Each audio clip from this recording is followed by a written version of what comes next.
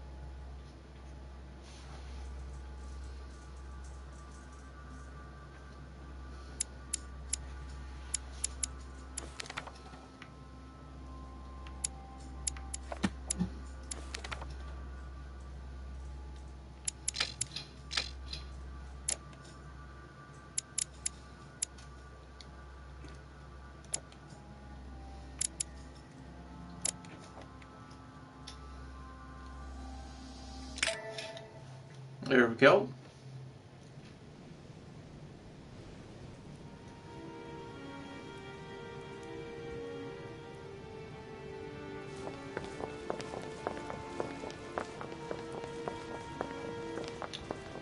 At last, we meet Episode Monsieur 2. de Richet. Hide and Do seek. you mind if I call you Louis? Please do. Thank you. I wish to apologize wholeheartedly, Louis. I made you cross the seas, and I wasn't even here to welcome you. When I asked you to join us here, it was, of course, in the hope that you would help us find your mother. However, there may be some new developments, but I don't know if they are linked to your mother. We have found Elizabeth Adams' body in her room. I'm afraid she was brutally murdered, stabbed several times. I can't believe it. We bumped into each other last night on our way to bed. Yes, I know. Duchess Hillsborough informed us that she accompanied you at the beginning of the evening. You apparently bumped into Miss Adams, who wanted to speak to you. We are told you turned her away, and she went away on her own. That's correct. Do you know what she wanted to see you about, by any chance?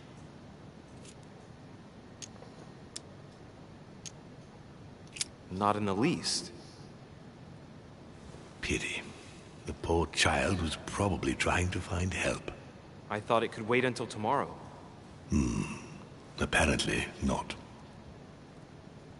Louis, I shan't hide the fact that this tragedy puts me in a very delicate situation.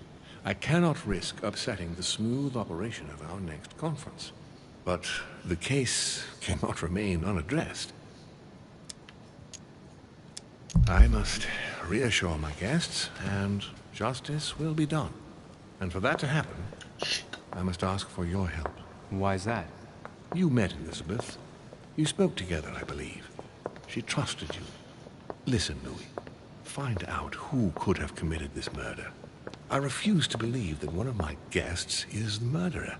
I want to know who is responsible for this. And I trust you. You have my backing. You must stop at nothing. Can I count on you? Of course. How would you like me to proceed? Maybe you could start by going to the scene of the crime. Elizabeth was attacked in her room.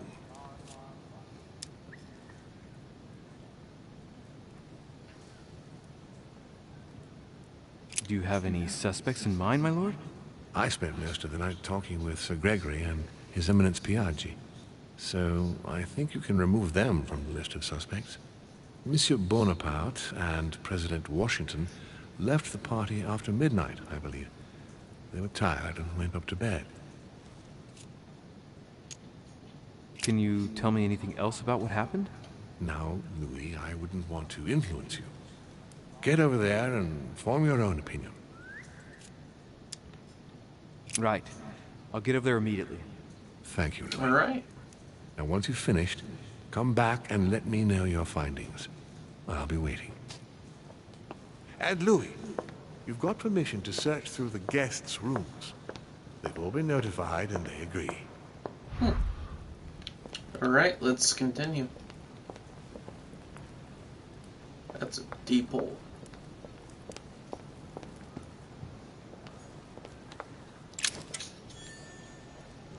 Or found it. Could come in handy. Oh, fuck. Which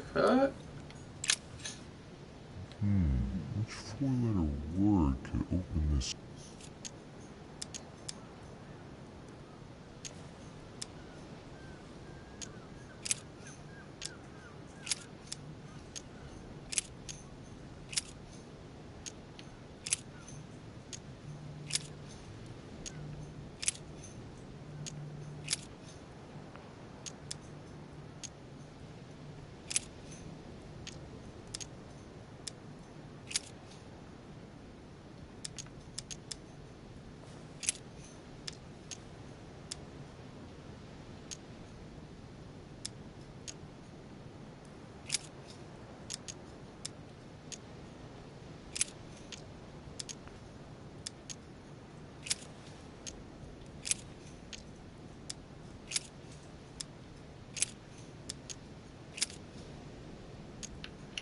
Transfer slitter.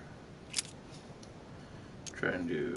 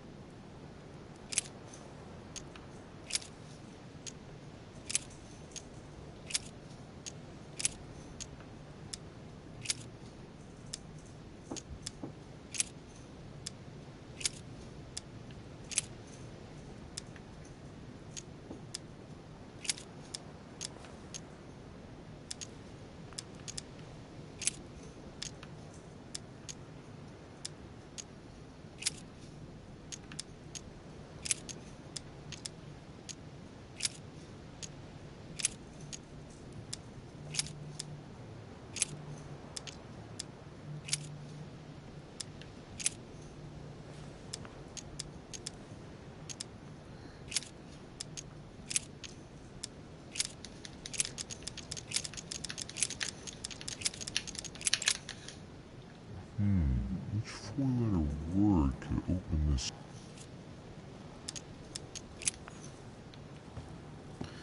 A four-letter word. Let's look around and try and find it.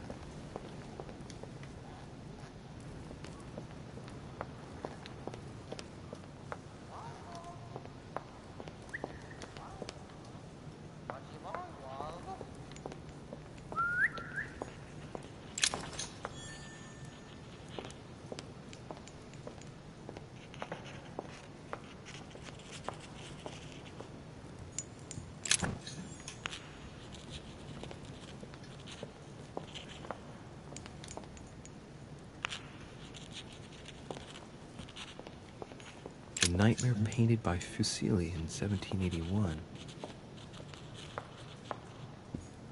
Carmelite water will give me a little reprieve.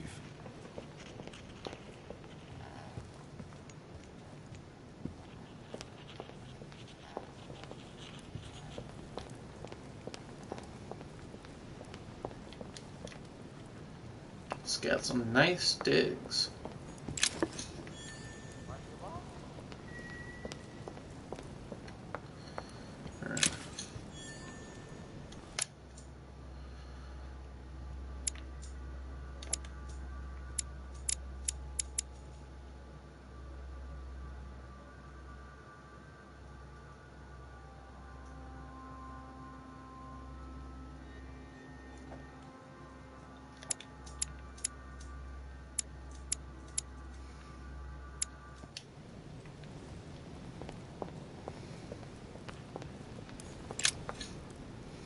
Your Eminence, I imagine that you've heard the news about Miss Adams.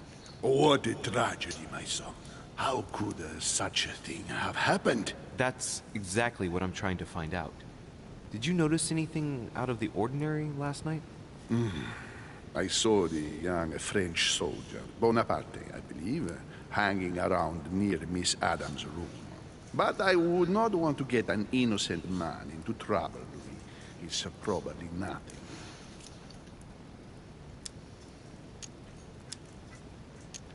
Not to worry, Your Eminence.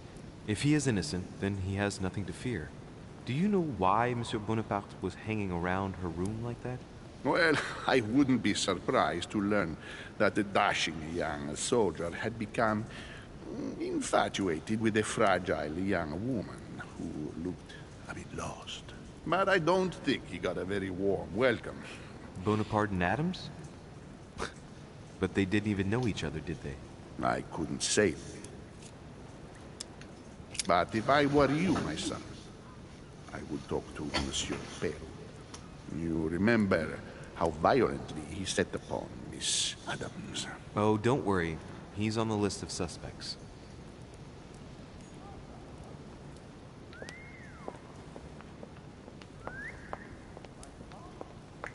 I really want to try and solve this. Which four-letter word could open this? Alright, first letter.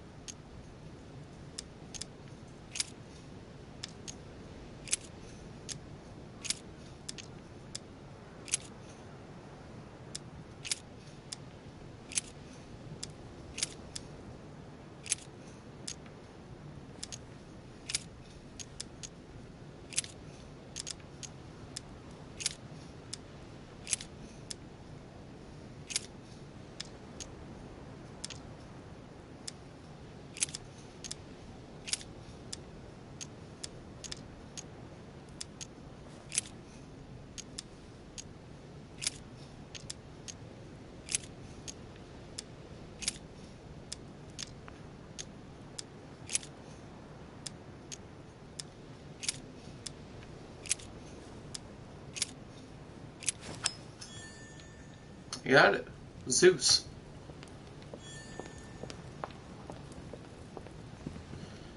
Oh, that makes sense. Was one of my guess. Alright. Something over there. Dante's Purgatory. Why does your mind presume to flight when you're still like the imperfect grub, the worm before it's attained its final form? Charming.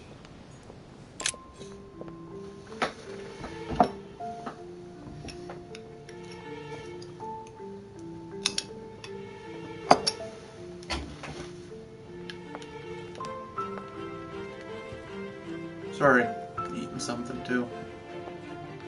Italian ice cream. It's made from northern Italy.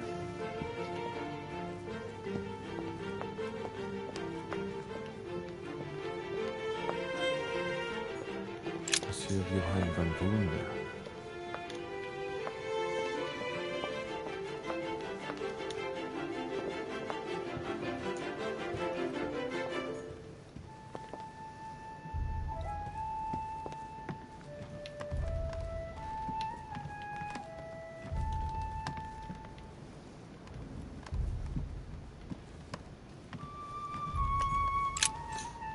Good day, Monsieur de Richet. Mr. Volner, are you looking for anything in particular? Next to Elizabeth's room? No, nothing special.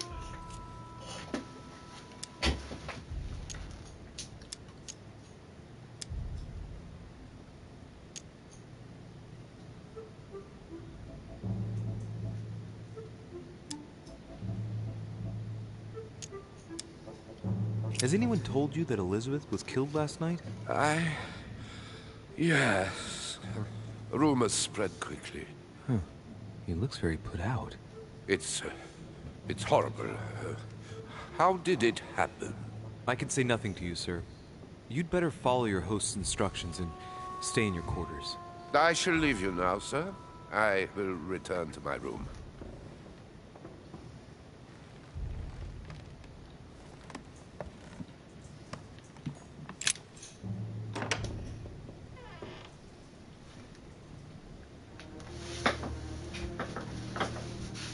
Alright. Still look like a ritualistic place to me.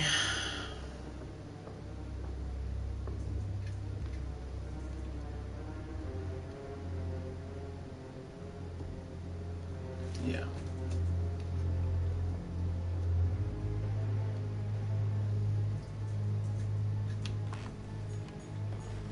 Knocked over a bottle of wine.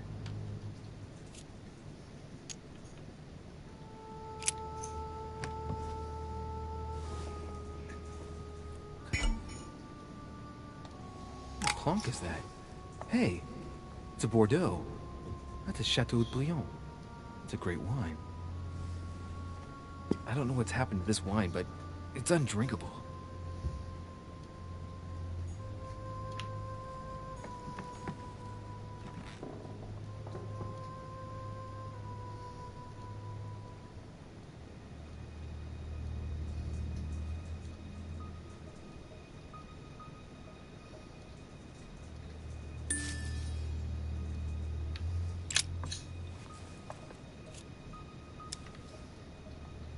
The blade is short and thin. Well sharpened, apparently. It's covered in blood. Still fresh.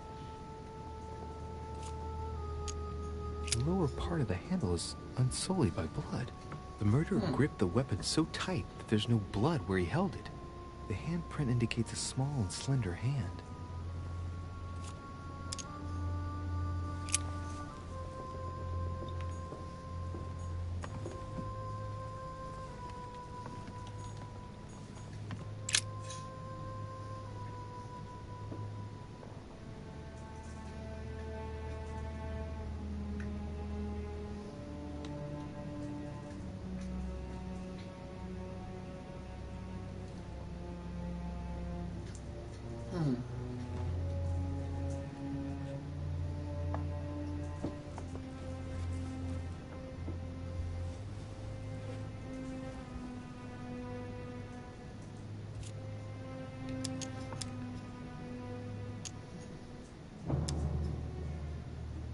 No wounds, but blood on the right hand. Nothing on the left except that tattooed symbol.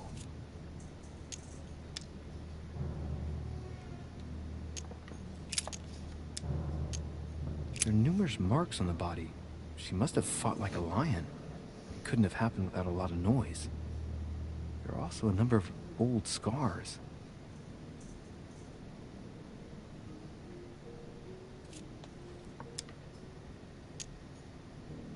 People who scar themselves in this way generally do so to relieve some kind of psychological suffering. By trying to master the pain, they establish their self-control.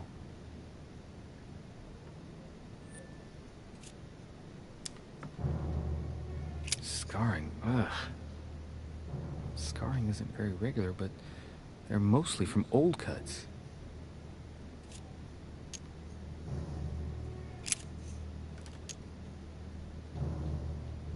Symbol of the Masons? What's that doing here? Ancient Greek. Let's see what it means. These are sacred chants intended to protect their bearer. But from whom? Or from what?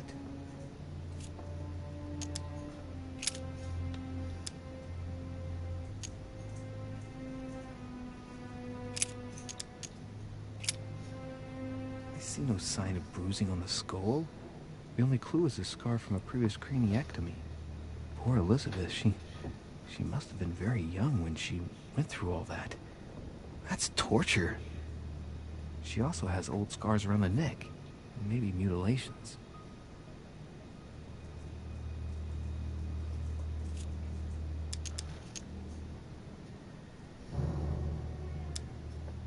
She bled from the nose.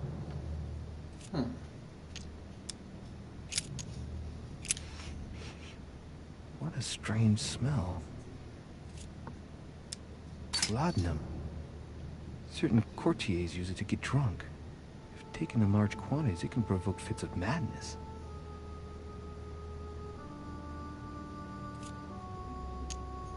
Her breath smells of alcohol and of laudanum. People use it to relieve pain.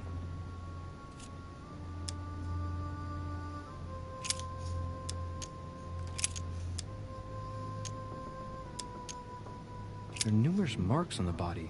She must have fought like a lion. It couldn't have happened without a lot of noise. There are also a number of old scars.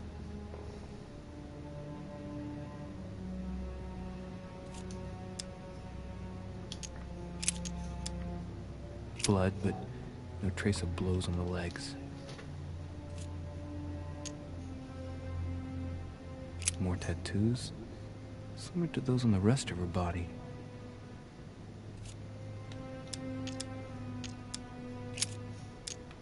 I count no fewer than 9 wounds on the thorax, with a lot of blood. At first sight, I'd say that's what caused her death. Some of these tattoos are veritable works of... What's that? The skin between her breasts is different. Bloody hell! This tattoo was drawn on a page of leather and stitched onto her skin. Probably during childhood. If the scars are anything to go by. It's the same kind of tattoo as on the rest of her body.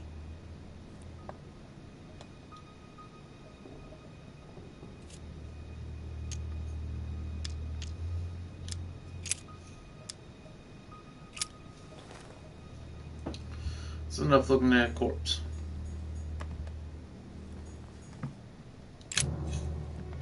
Poor girl bled to death.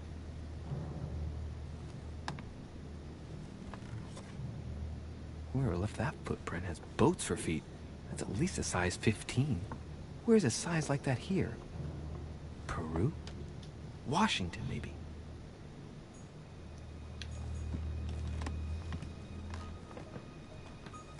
Blood spatter indicates that the murder must have held Elizabeth upright during the attack. Even if Elizabeth wasn't very big, I doubt she wouldn't have put up a struggle. It takes tremendous strength to overpower someone like that.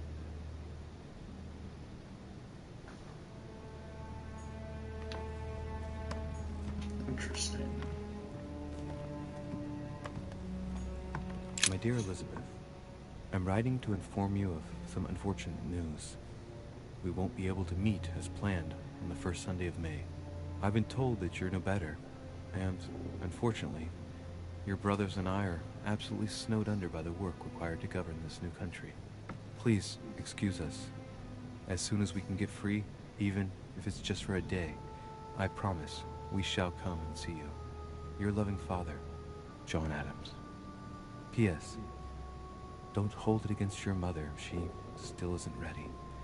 Please don't judge her. I'm sure you will be able to put all of this behind you one day.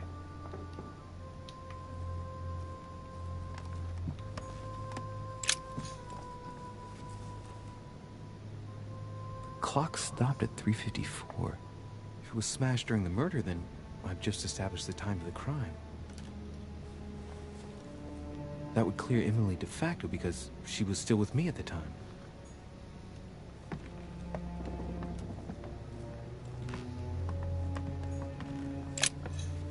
Vials of laudanum.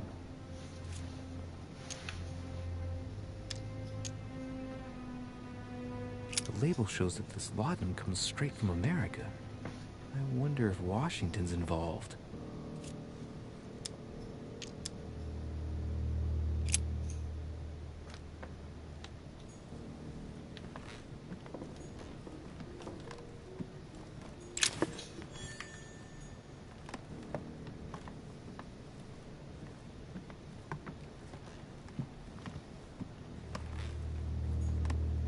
A notebook, written in Elizabeth's handwriting.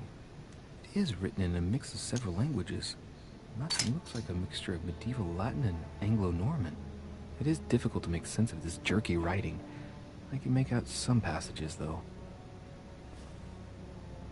He's coming. The demon is upon me. He's coming back to kill me. There she is. Death has come to finish me off. I've just run into her son. That was her last entry. What tortured writing.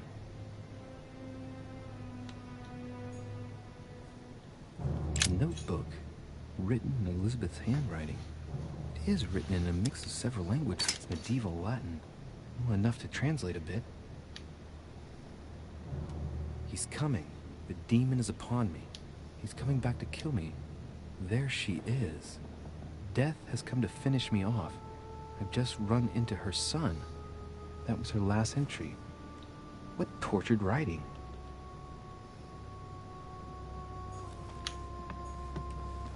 August 24th, 1792. Elizabeth, I'm driven to despair. Doubt there is any point in writing to you. I'm not even sure you'll receive my letters. Father controls my correspondence more and more. I am certain he filters our exchanges. Thankfully, one of the chambermaids is able to help me get my letters to you. But they still remain unanswered. I often think about you and pray every day to be able to hold you tight. We have so much time to make up. I beg you, answer me, please. Your loving sister, Abigail. P.S. That horrible woman came again yesterday. She spent a long time speaking with Father. I didn't understand everything because they spoke in French, but I'm sure they were talking about you. June 11th, 1791. My dear Elizabeth, your last letter gave me much cause for concern. Your words were so cold, as if emotions no longer matter to you. Father maintains that the secondary effects of your treatment still trouble you, but that they will soon subside. Should I believe him? I cling to the belief that we shall soon see each other again, at long last. Right soon. Your loving sister, Abigail. P.S. Don't forget to tell me what present you want. Or go.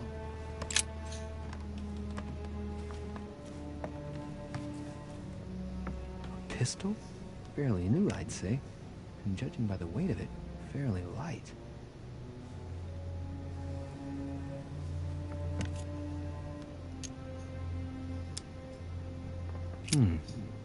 There's a few dried traces of blood on the grip.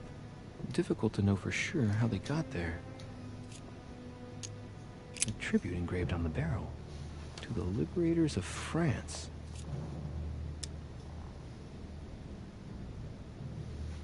It's extremely well maintained. The barrel is perfectly clean. It isn't loaded, and there's no traces of gunshot residue. I'd conclude that it hasn't been used recently. It's extremely well maintained. The barrel is perfectly clean.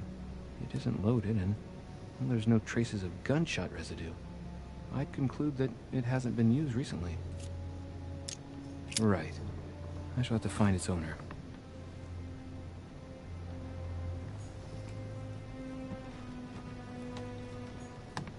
Piece of fabric. High quality at that. I'd say it's silk. Going by the texture and the gray hue, it must come from a dress, that kind that women of quality wear. It's a travel dress. The silk has been lightly waxed to protect it from bad weather. And I know the very woman who came up with the idea, given all the traveling she does. My mother. God help us. Why did she come here in the first place? The material appears to have undergone abnormal wear and tear. She must have been scouring the countryside, and that doesn't look good.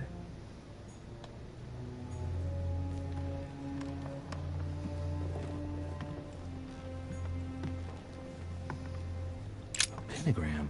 What the hell's been going on here?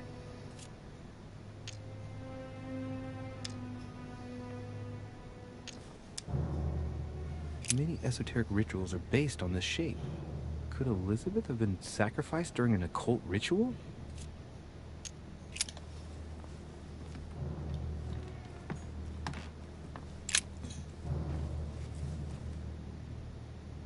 The clock stopped at 3:54. If it was smashed during the murder, then I've just established the time of the crime. That would clear Emily de facto because she was still with me at the time.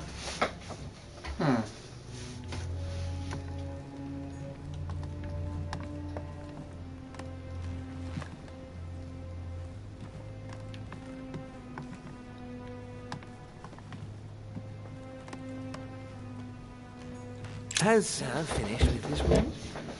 I know enough now. Thank you. Very well, sir. Sir may return whenever need be. I shall guard the door.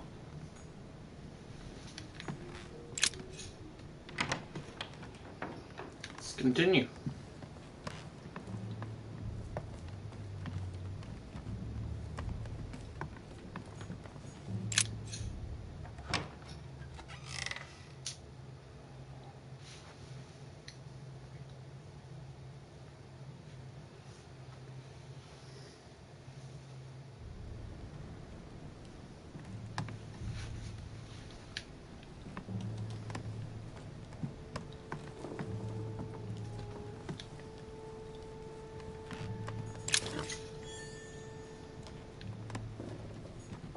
Map of Vermont.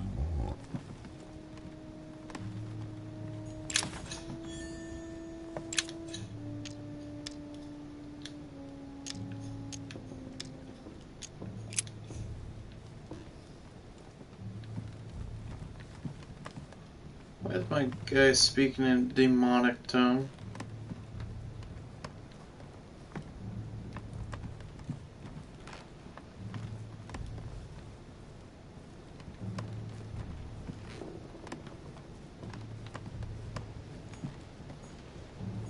It looks like a note between Emily and Washington about trade deals. The English and the Americans are preparing a peace treaty. It would appear that Emily is in secret discussion with Washington about reopening trade between the United States and England. If such an arrangement came into being, France would suffer dearly. My dear George, I'd like to invite you to join me as planned at my place. I have a project to show you. It is time that the United States played a more important role on the world stage. I understand your reluctance of playing with fire. I know your new country is very young, but rest assured that I would do nothing to jeopardize what we have built together. I look forward to seeing you soon. Your friend, William.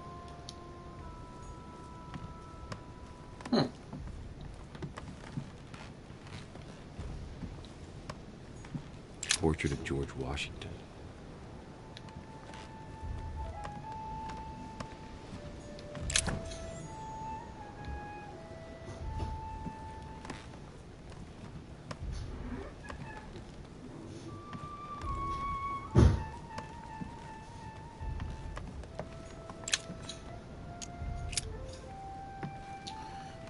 I should have picked the lock.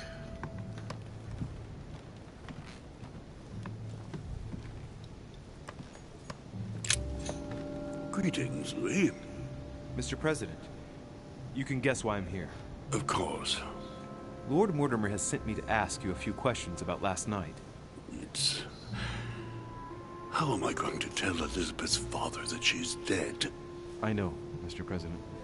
I shall endeavor to find out the truth about this tragedy. I must ask you to help me, though. Please. Find the degenerate pig who did this, Louis.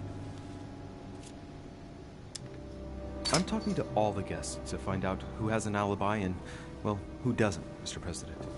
Can you tell me what you were doing last night so that I can strike your name off the list?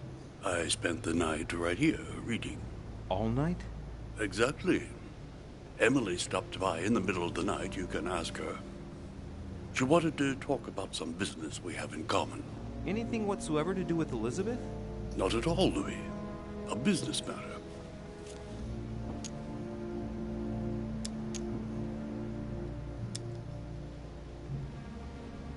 Were you aware that Elizabeth took laudanum? Yes. She came to ask me for some. She had finished her reserve, I believe.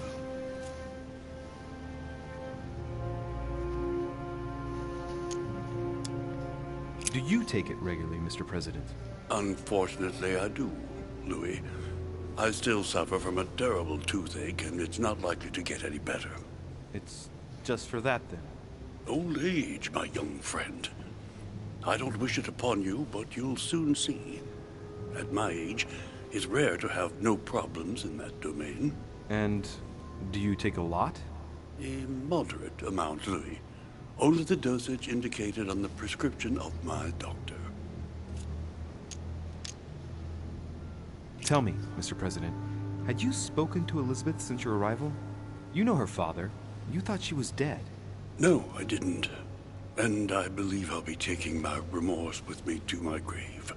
I wanted to, but I didn't know where to begin. You can't blame yourself. You couldn't have known that her days were numbered.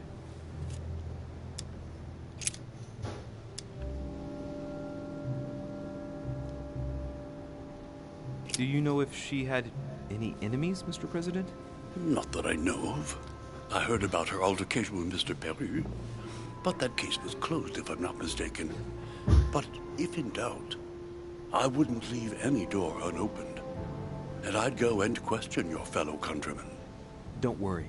Countryman or not, I'm not letting anybody slip through the cracks. Do you know why she came to the island? To get help, if I'm not mistaken. Isn't that right?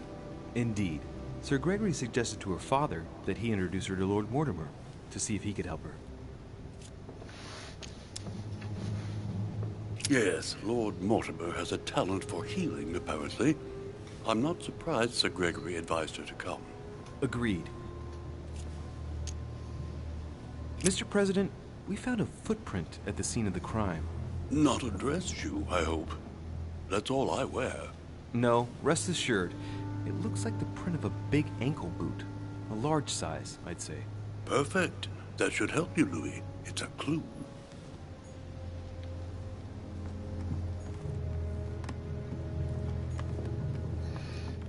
Alright, let's leave this place and go to the next.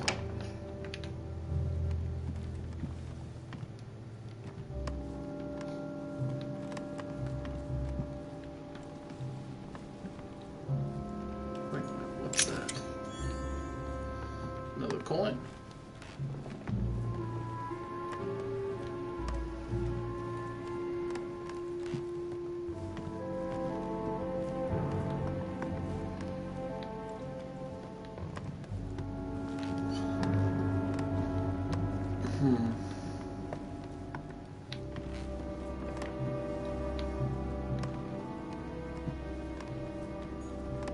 Monseigneur, His Eminence Cardinal Piaggi.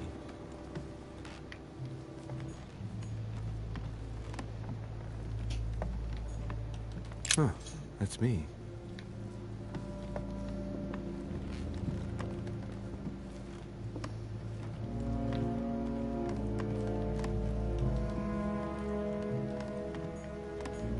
Duke Manuel Godoy.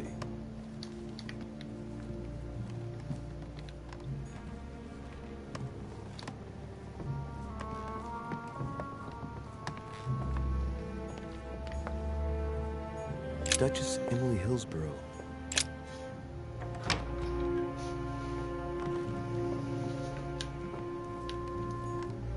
King George III in coronation robes.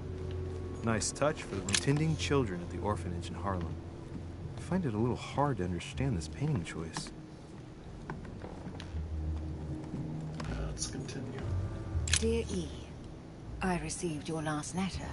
Unfortunately, the Crown informed the Golden Order that our mission should under no circumstances hamper Sir Gregory's plans. Decidedly, they have support from the highest level in Buckingham Palace. So here we both are, hands and feet tied, and little room to maneuver. Keep me abreast of events. Our mission is becoming more complicated. Yours, E. P.S. The French chapter of the Order doesn't appear to know anything about the arrival of our friend Sarah. I therefore cannot comment on it. However, my guess is that she has come here for personal reasons. Interesting.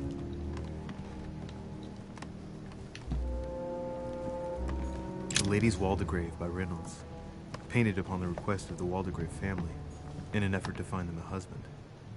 Displayed like meat. It's disgusting. Grammar of Port-Royal. Ah, the artistry of the French language in all its splendor. Whoever masters French commands the world.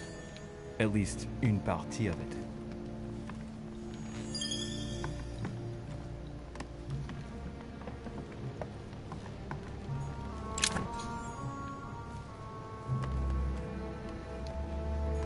A letter from William Pitt the Younger, addressed to Emily. He's the present Prime Minister of the United Kingdom. Emily has indeed some powerful backers. Madam, thank you for consoling the Queen. The King's situation is worsening, but I wager he'll recover from this present fit. Next time you speak with Her Majesty the Queen, would you please be so kind as to ask her to look into my petition to raise taxes with the King? I will personally see to it that our nation will recover from this impasse. But King George's mental situation is slowing down our decision-taking. Thank you in advance for all your help. William Pitt, Prime Minister of the United Kingdom of Great Britain. A Bazant.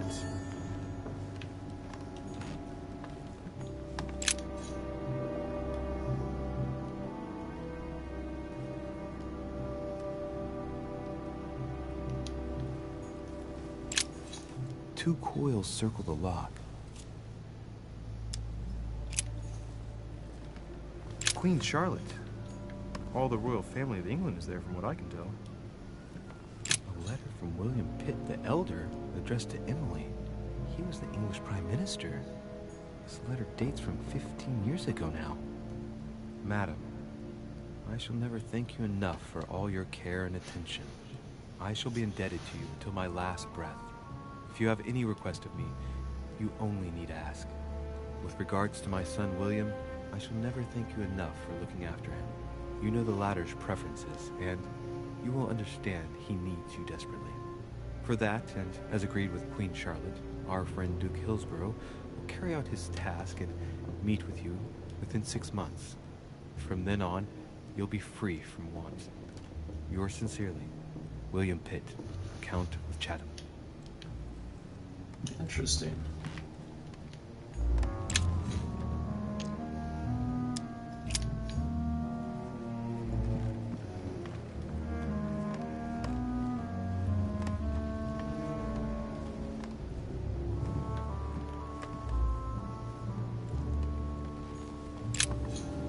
What can I do for you, Louis? Turbo. I've come to see you about last night's tragedy.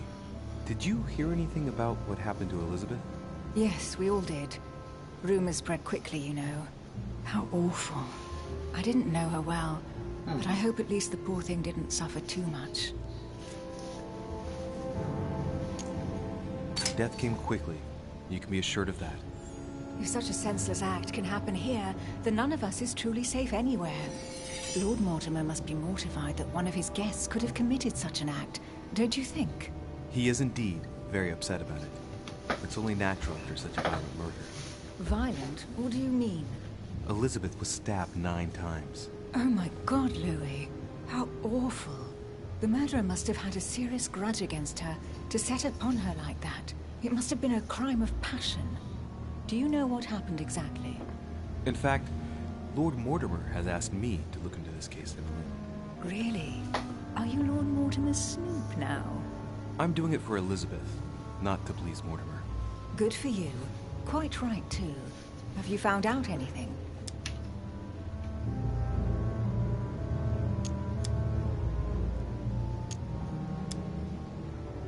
Since your arrival, did you notice anything strange about Elizabeth? Everything that happened around that poor child was strange. You saw that for yourself. I know. You're right. I'm looking for leads to try to reduce the number of suspects. Well, I would say that in addition to ourselves, you could also cross off President Washington. I went to see him during the night. I had some business with him, and I can confirm that he didn't leave his room all night. That gives Washington an alibi. Did you and Elizabeth get to know each other? I must admit, Louis, I didn't take much interest in her.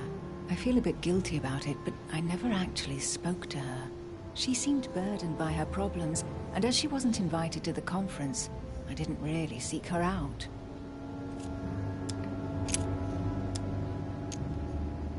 I hear you were in discussions with the Holy See.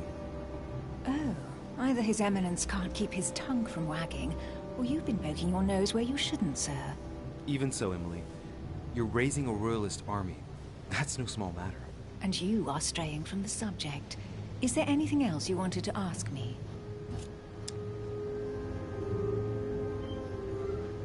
Tell me, Emily, what's the nature of your relationship with Washington?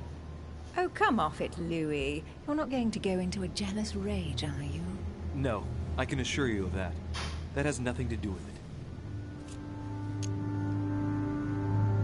it. You're preparing a treaty to break the ties between the United States and France. Whatever are you talking about, Louis? I read your correspondences, Emily. It's not what you think.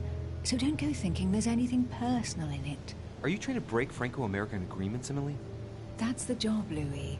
We're all doing everything we can to serve the best interests of our nation. It's got nothing to do with you or us. But why didn't you tell me about it before? Would you have told me?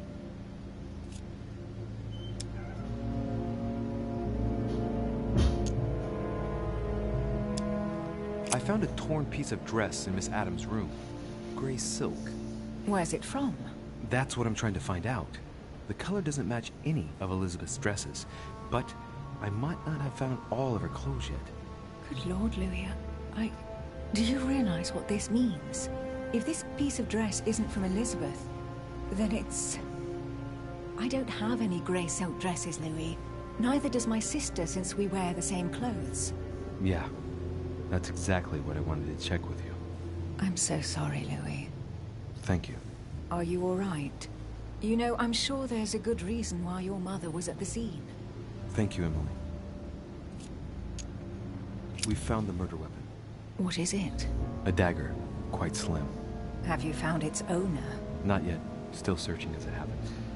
That said, since the blade penetrated the body several times, the murderer's hand will have been covered in blood. You think that's a clue? The handprint was a very slender hand, Emily. Probably that of a woman. Do you realize what that means? There are only 3 of us on the island. Bearing in mind that neither my sister nor myself had any reason to set upon the young lady, that means... I know, Emily. I know. Keep up your courage, Louis. I'm sure there's an explanation. You're bound to shed some light on it all. If what you say is true, Emily, I'm less and less enthusiastic about shedding any light on the subject.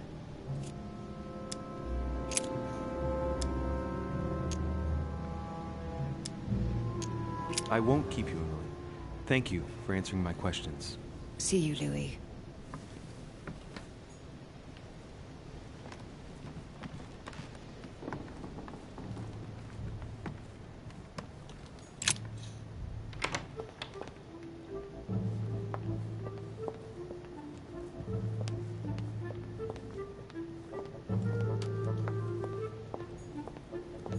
Monsieur Napoleon Bonaparte. Alright, time to see Monsieur Bonaparte.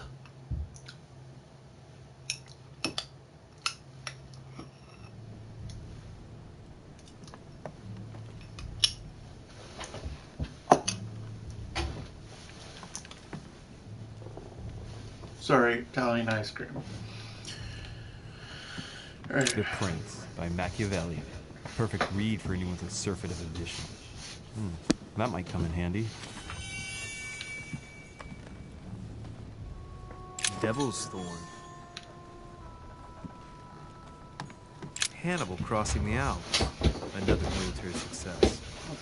Why do I get nothing but visions of horror in my room? And he gets victory after victory?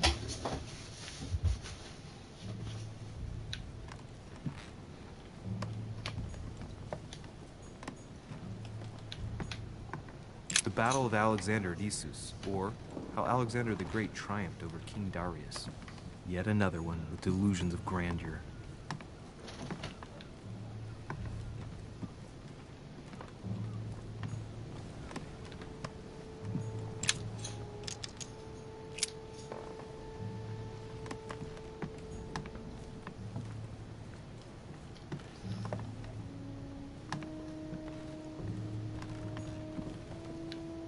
French actor Talmad's Nero Britannicus, the last emperor of the Caesar dynasty. A fragment of amber.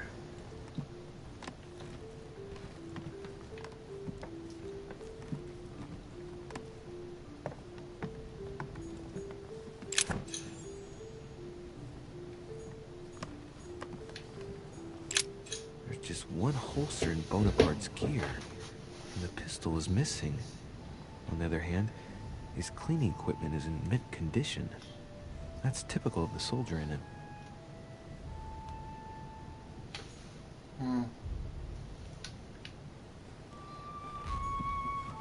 My dear Napoleon, as previously agreed, I would like to ask you to join us in January on my island to participate in the High Society meeting organized for the occasion.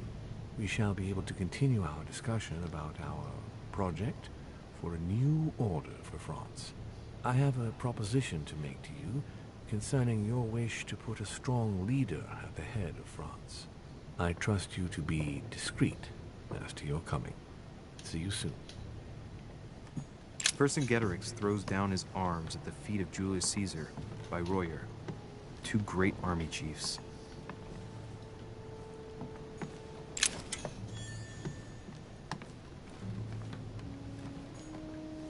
It's a beautiful weapon. A lovely damask blade. It's marked with the initials of the manufacturer in Versailles. My dearest son. My dearest son, I'm writing to implore you to act quickly. The situation is rapidly worsening here. Paoli continues to steer our motherland, Corsica, toward open warfare between France and England. His men are everywhere. We are obliged to go into hiding and are unable to remain in the same place for more than 2 days. I wouldn't be surprised if they targeted us. Make haste, my son. You hold our destiny in your hands. Your loving mother, Maria Letizia Bonaparte. A bicorn decorated with a cockade. It must belong to a French soldier.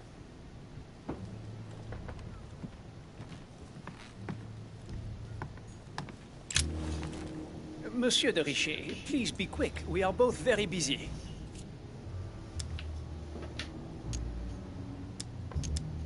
As any good soldier would, I imagine you own a firearm. May I see it? Oh, well, if you really want to, here is my pistol. Don't worry, it is not loaded. Do you have several of these? In Corsica, oui, but not on me when I am traveling. Only a bandit would carry such an arsenal. Thank you. Someone saw you not far from the victim's room. Can you tell me what you were doing exactly, please? I can tell you that someone is an idiot. I wanted to warn her to be careful. You see, on the night of my arrival, I saw someone leaving her room in haste, and I wanted to speak to her, to warn her. Unfortunately, the young lady slipped through my fingers each time. Now I know why. She had every reason to be worried. What an idiot I was not to insist. I could have helped her. I've been studying him for a while now, and I don't think he was lying. Yet, I'm surprised how easy it was for me to read him. It must surely be his military side. I wish they all could be like that. My investigation would be finished already. Did you hear about young Elizabeth? Indeed, it is deeply regrettable. Lord Mortimer asked me to... I know. You no doubt want to know my alibi. I spent the night downstairs playing cards.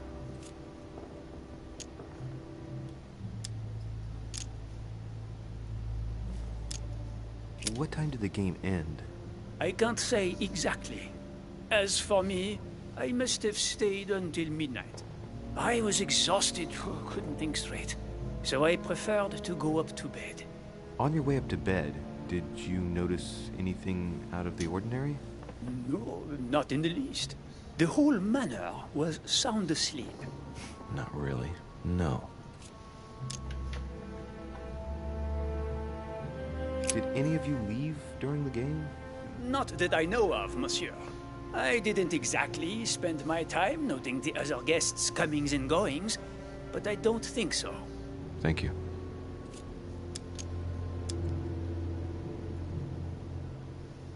Did you notice anything unusual during the evening? Nothing at all, except the luck of the devil of Lord Mortimer and Sir Gregory at cards. Did they win much? Oh la la, monsieur, they cleaned us out more like. But I plan on getting it all back before we leave. Can you tell me who was present at the game, please? Well, there were Lord Mortimer, President Washington, and Sir Gregory. Thank you. Ah, and His Eminence Piaggi as well. Excuse me, I nearly forgot him. Poor soul.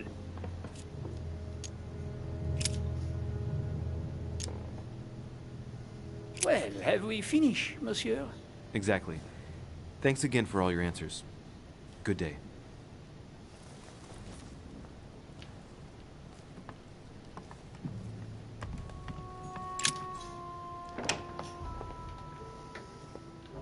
Alright. Doesn't seem like he's the murderer. So Jacques Peru? Let's check him. I don't believe he's the murderer.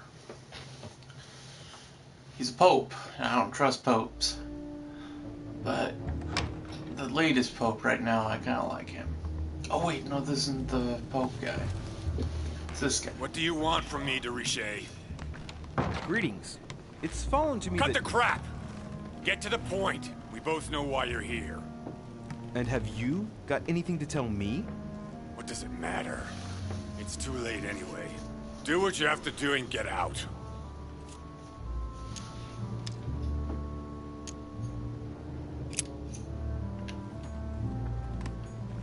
A pattern with 4 circles.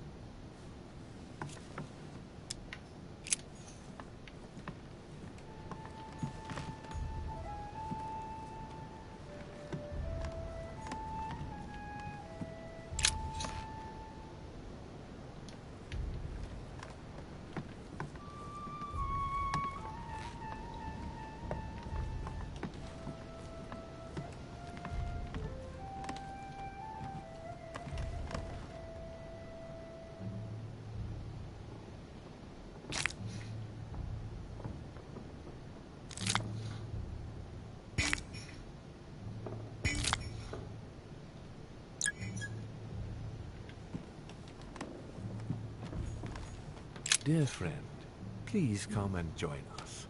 We must...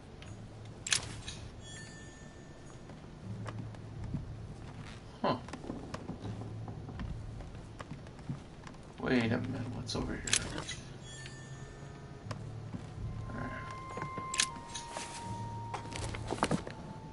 Records of the police. Notes intended for the police lieutenant of Paris. It's a list of people under surveillance in Paris. And there's some well-known names on it. This is valuable information. This shouldn't be lying around.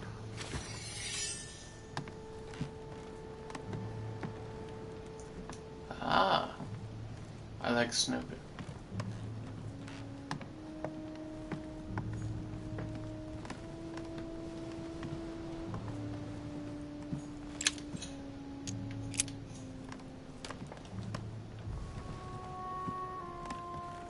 The Massacre of the Innocents by Rubens.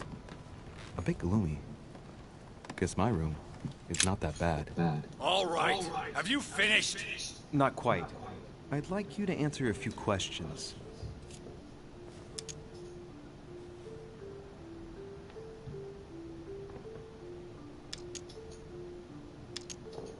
Two days ago, I surprised you having a go at Miss Adams. What happened? Did you want to give her another beating? She wouldn't let you push her around again, huh? Shut up, you little shit! You have no idea what happened, and here you are, carping away. You think you're Investigator of the Year. Have you taken a look at yourself, Deriche? Didn't you get enough beating her black and blue the last time? I did not!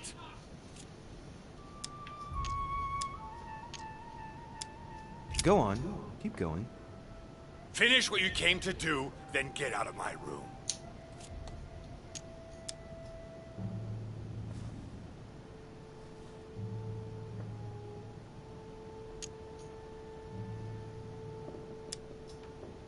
You were armed the night of my arrival. Can I see your weapon? No.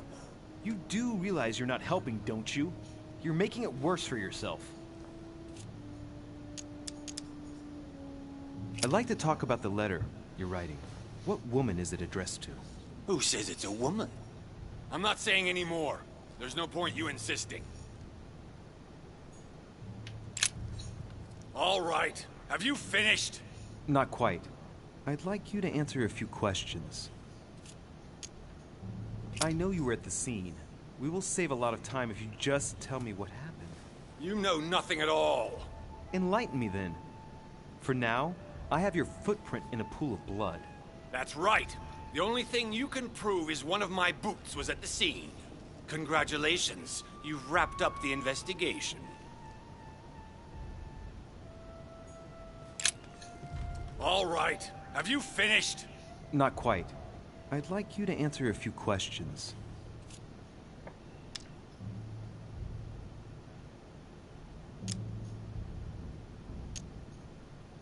Goodbye, sir. We shall meet again. Probably.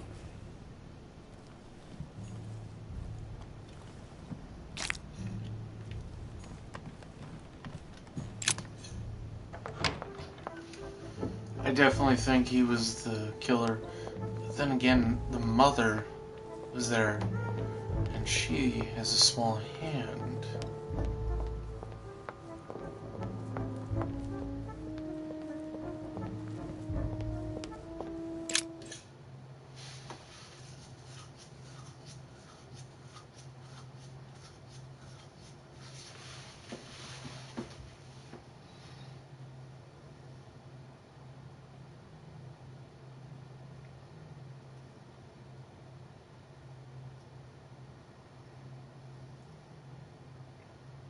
I need to try and see if the main guy can try and talk some sense into the poor guy.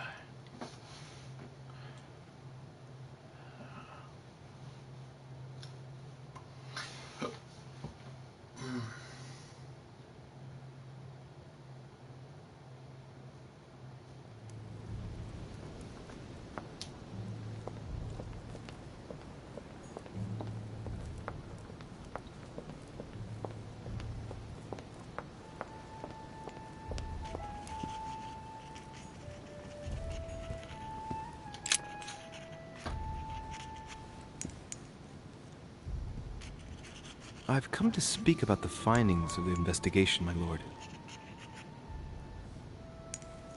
I'm listening, Louis.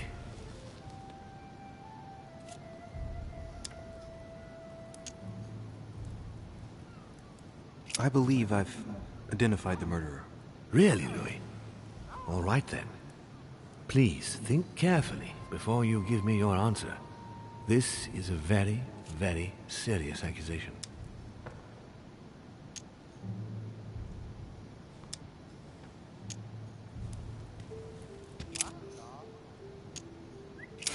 what I've found out, I believe that my mother is the culprit. Even though I find it hard to accept. Sarah? But why her?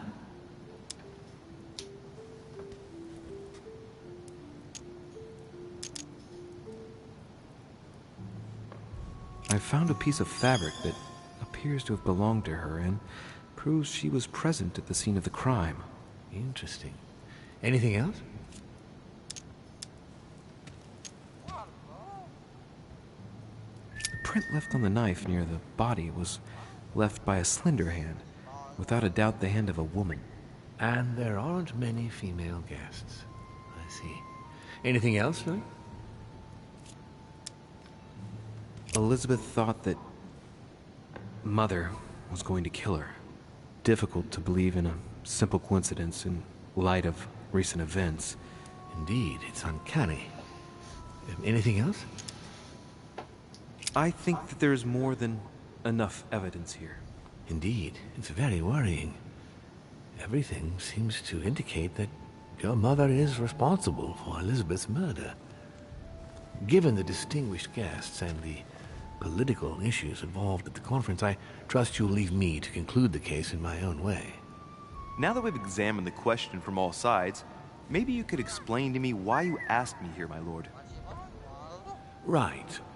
It's time we spoke about your mother, Louis.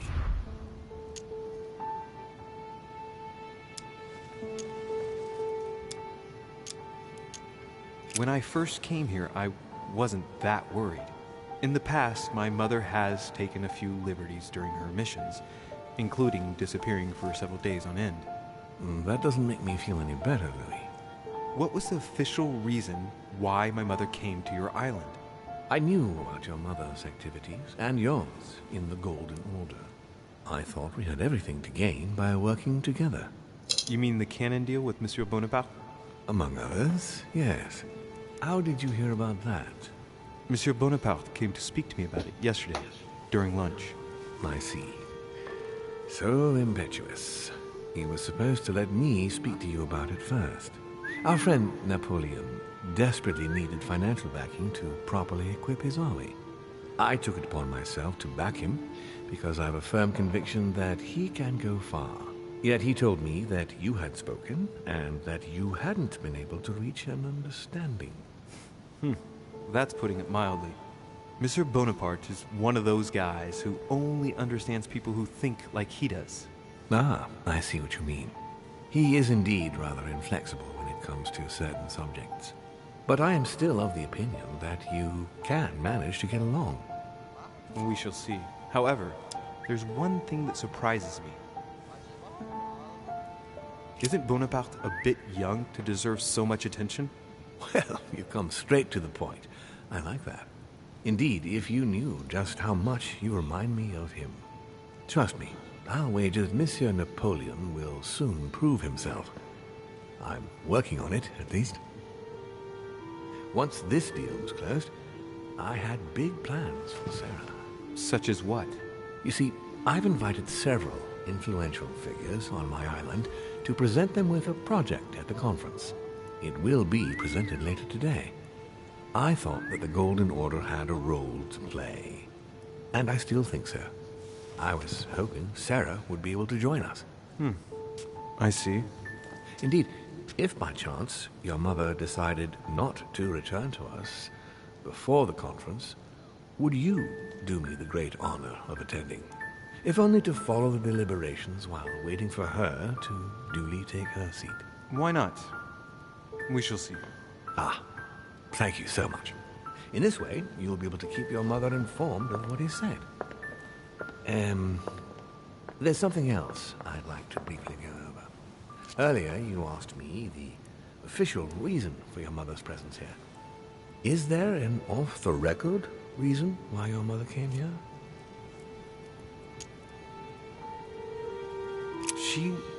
She was looking for someone. What do you mean? In Paris, we were working on a smuggling case to do with occult objects. We had just arrested a dealer who intended to go to you to meet a buyer. My mother was here to find out to whom he intended to sell his stolen treasure. Oh, What was the name of your dealer?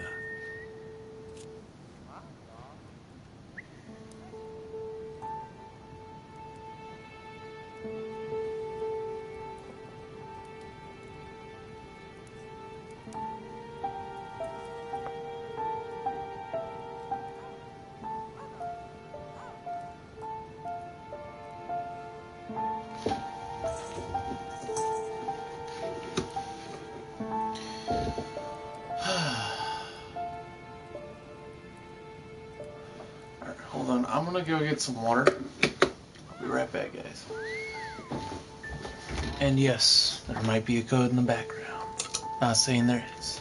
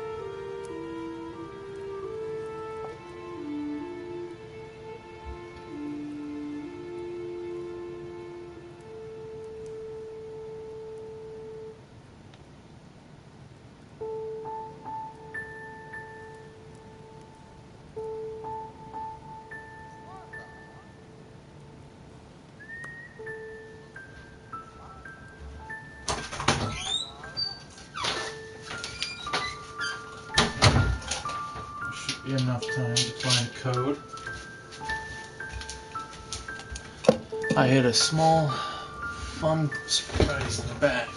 It's not money, but it's something you might like. Alright.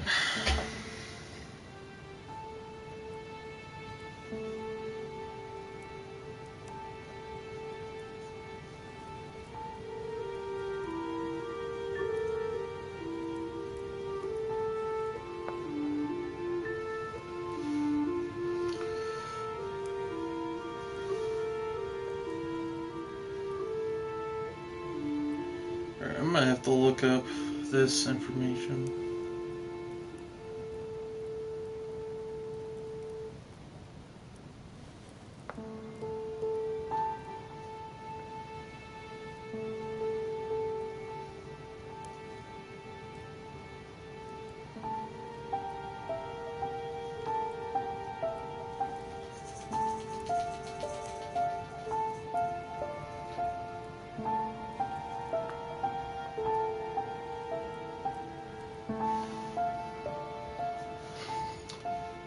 Who was the buyer again?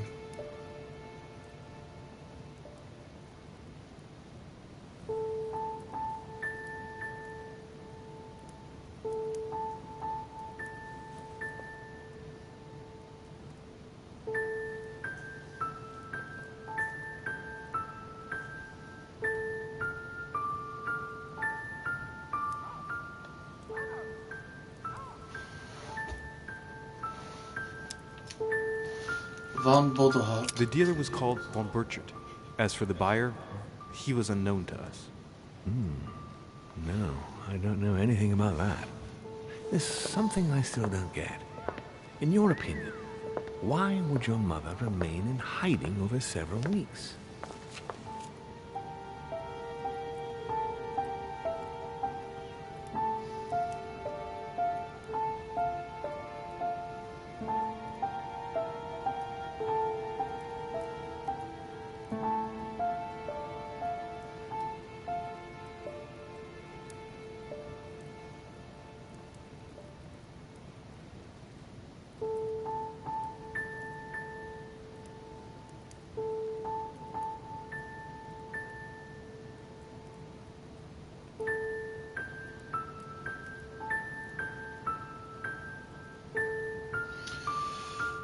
Oh, fuck, it was the other one. Alright, well, I made a mistake.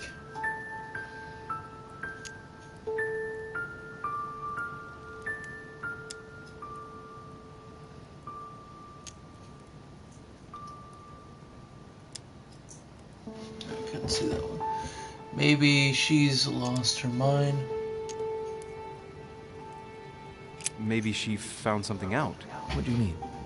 My mother has a gift for investigating.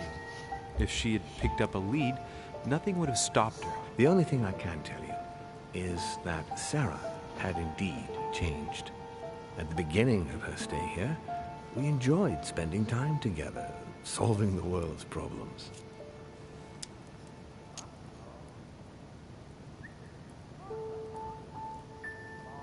You seem to know my mother very well, my lord. What did you talk about together? Oh, as soon as we had a little free time, we liked to share points of view about practically any subject. We would find ourselves embarked on interminable discussions that could go from Monsieur Blanchard's flight in a hot air balloon to the Treaty of Jassy, or the adoption of the metric system in France last year, or even Mr. Eli Whitney's invention in the United States. Ah, yes. His famous cotton gin. It was supposed to revolutionize cotton production in the United States. It will revolutionize the world, Louis. The potential of this invention is much greater. Tomorrow, all industries will be switching to simple but large-scale production. Of that, I'm sure. I'm surprised she didn't get you started on the Crusades. It was her favorite subject. Are you joking? Sarah and I spent entire days together reliving them. It so happens that the Crusades are also my subject of predilection, especially the Third. My ancestor distinguished himself brilliantly during the siege of Saint-Jean d'Acre. Mother lulled my childhood with tales of the Crusades. How Richard the Lionheart and Philip Augustus had to battle it out to achieve their ends. And how Guy de Lusignan, having broken his word, launched the siege of Saint-Jean d'Acre. Oh, I see Sarah's lessons have inspired new enthusiasts. Good on you, because not everyone can claim they know as much at your age. Your mother is a very well-read woman. You're quite lucky to have her as a model, Louis. Yes, I know, but I'm still very worried. I must admit, there are worse things to worry about now, Louis. What do you mean? Since she disappeared, your mother has been seen once. Her behavior on the evening of your arrival greatly surprised Gregory and myself. She resurfaced to attack Emma, Emily Hillsborough's twin sister. And she shot her with a pistol. Then, before Gregory could intervene, she ran off and disappeared again. I beg your pardon? Hang on. That means my vision on the wharf, it was actually happening inside the manor. Mother shot Emily's sister? The very person she came looking for? Why would she do that? Excuse me, but between that and the childhood of Lady Adams, it's all a bit much for me to cope with. I need to piece it all together again to see things more clearly. You said that you spent a lot of time talking together at the beginning. What happened for that to change? I'm afraid I haven't much to tell you. The more the days went by, the more she withdrew into herself. She never gave me an explanation. Until the day came when she purely and simply disappeared. Where did she go when she wanted to be alone? She would shut herself away in a room we use as a box room upstairs. Would you allow me to go there? Naturally, Louis, of course. I'll send you a servant to open it. Thank you. That's all I can tell you about the disappearance of your mother, Louis. I would like to have been more helpful. I shall stay on her trail and follow up any leads. Thank you. We will meet later on to welcome our last guest. In the meantime, I shall get someone to open the box room upstairs for you. Thank you. The room is just opposite Mortimer's study.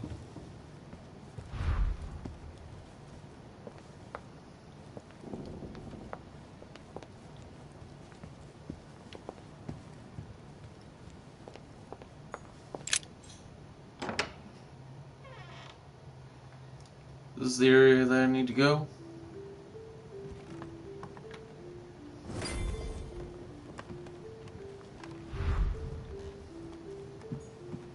They're burnt papers in the chimney. There's a legible fragment left. Hey, I recognize my mother's handwriting. She says we must find a safer way to communicate. Someone is onto us. Trust in my faith in the man with the sword. So Mother had an accomplice here. Who could it be? Who could she be suspicious of? I must find the next part. Faith, sword. I recognize her love of riddles there.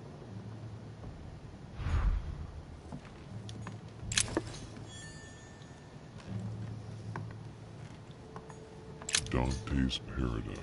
Raise your head and be reassured, for what comes up here from the mortal world must ripen in our rays.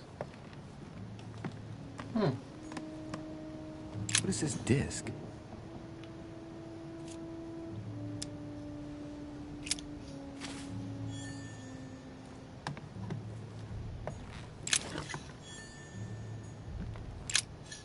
St. Paul on the Road to Damascus by Caravaggio.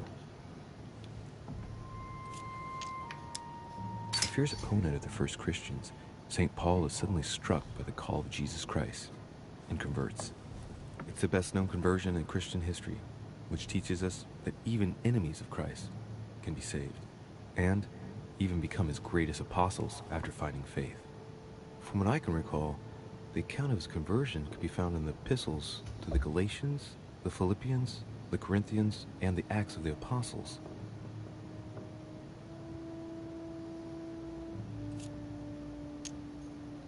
Caravaggio attained a magnificent command of black and the play of colors too. Paul facing an ordeal, the curtains of his illusions being raised, and receives the light from his Savior.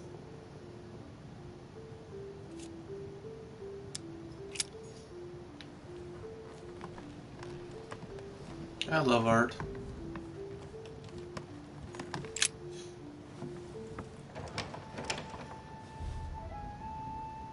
The door appears to be locked on the other side.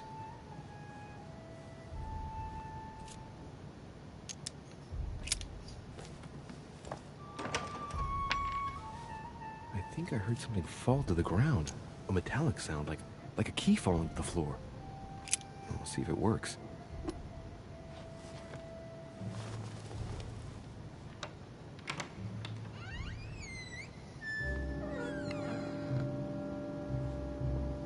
It's open.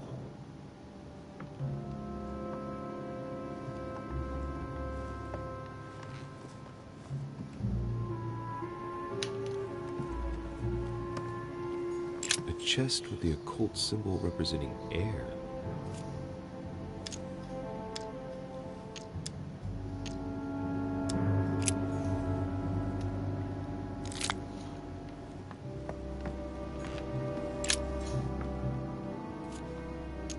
A drawing of the Apostle Matthew, painted by Guido Reni. He's represented as writing the word of the Lord, transmitted by the Holy Spirit, who appears here in the guise of an angel.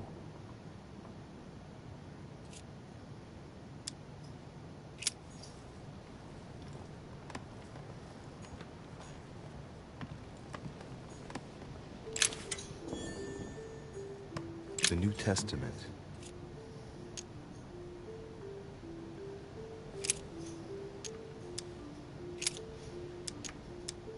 And he, bearing his cross, went forth into a place called the Place of a Skull, which is called in Hebrew, Golgotha.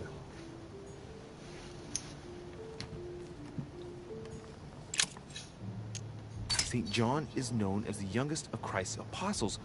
Well, we often give credit to St. John for having written about the apocalypse in the last book of the Bible.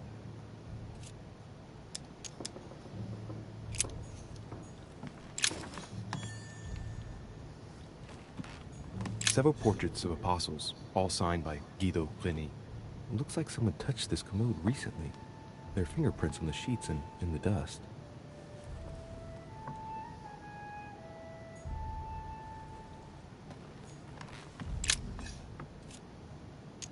Painting of St. Mark from the collection of the apostles by Guido Reni.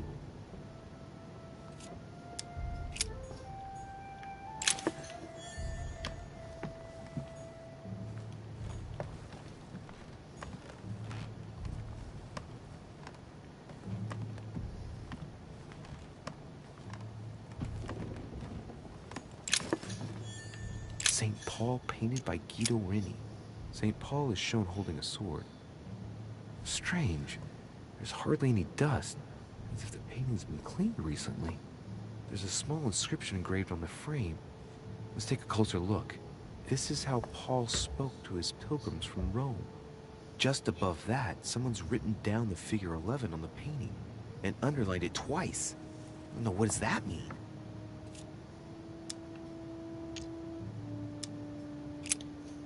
St. Paul is shown holding a sword.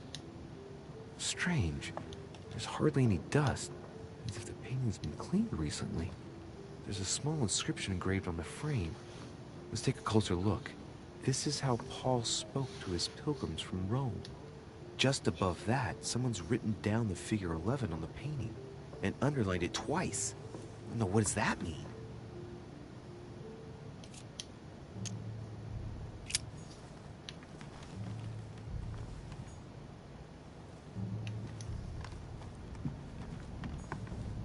A chest with the occult symbol representing air.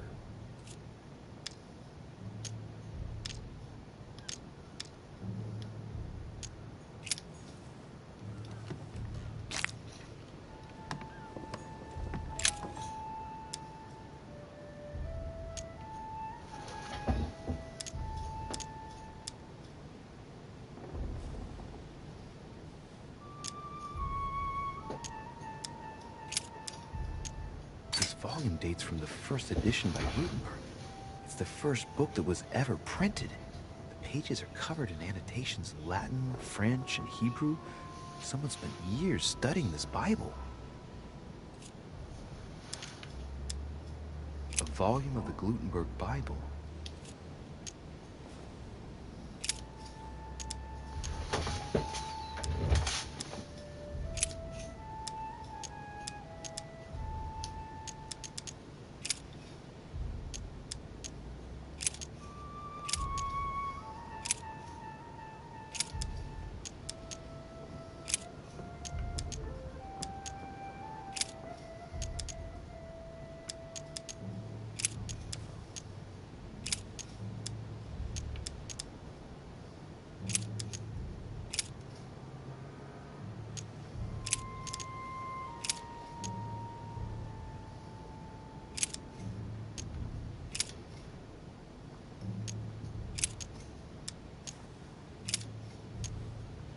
And it came to pass the day after that he went into a city called Nain, and many of the disciples went with him, and much people.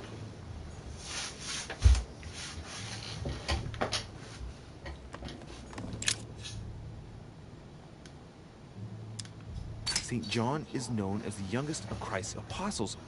Well, we often give credit to St. John for having written about the apocalypse in the last book of the Bible. St. John, painted by Guido Rini.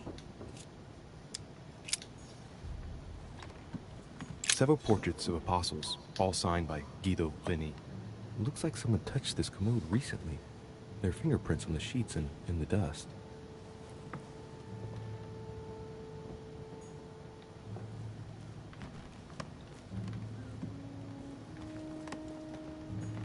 St. Paul, painted by Guido Rini.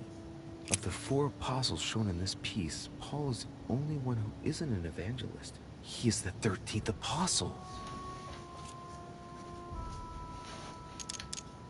Of the 4 apostles shown in this piece, Paul is the only one who isn't an evangelist. He is the 13th apostle.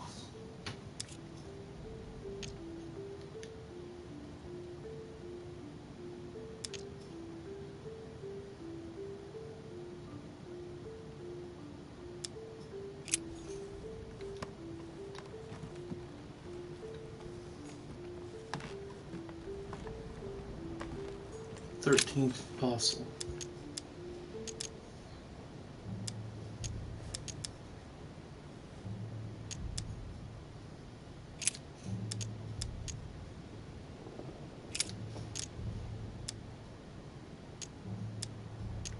And there were 7 sons of one Sceva, a Jew, and chief of the priests which did so.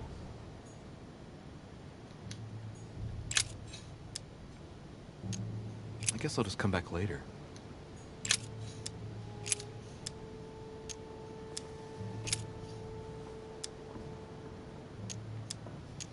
But that which beareth thorns and briars is rejected, and is nigh unto cursing, whose end is to be burned.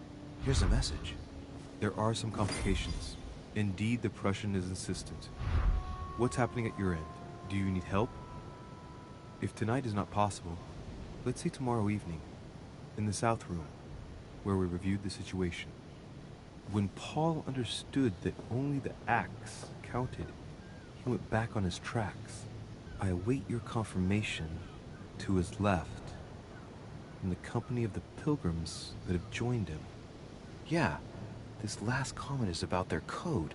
I should find new pilgrims near Paul.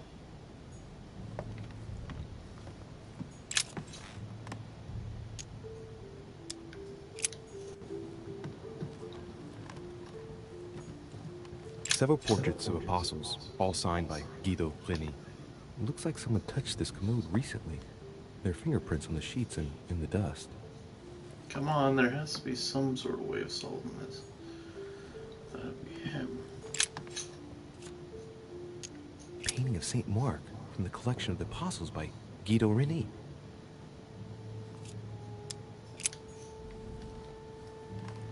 So it should be this painting. St. Paul painted by Guido Reni. St. Paul is shown holding a sword. Strange. There's hardly any dust, as if the painting's been cleaned recently. There's a small inscription engraved on the frame. Let's take a closer look. This is how Paul spoke to his pilgrims from Rome. Just above that, someone's written down the figure 11 on the painting and underlined it twice. No, what does that mean?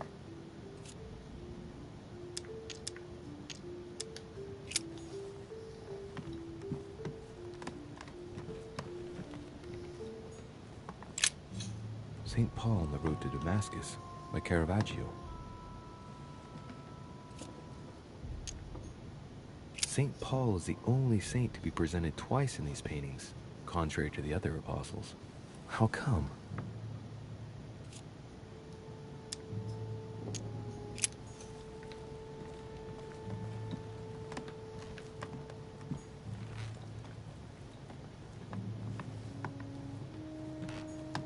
Dante's Paradise.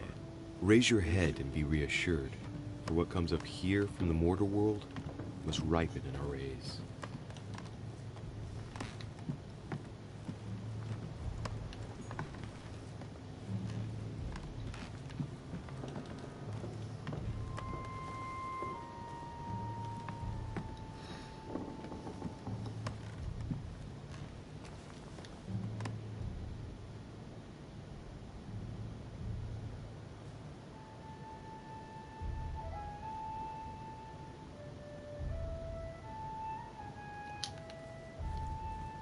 To the left.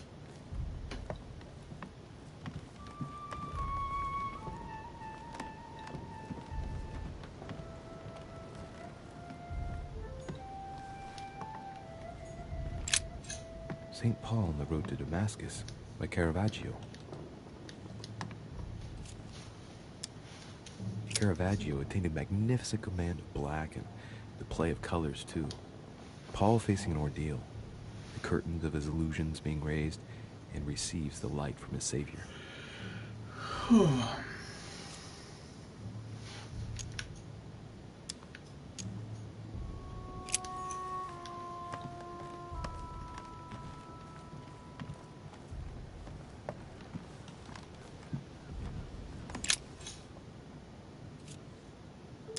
A drawing of the Apostle Matthew, painted by Guido Reni.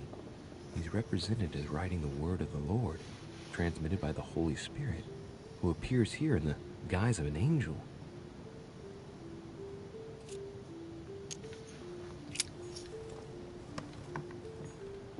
A chest with the occult symbol representing air.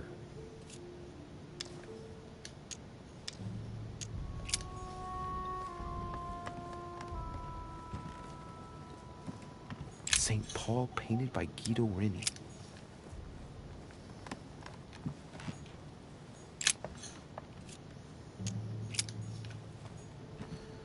To the left. St. John is known as the youngest of Christ's apostles. Well, we often give credit to St. John for having written about the apocalypse in the last book of the Bible.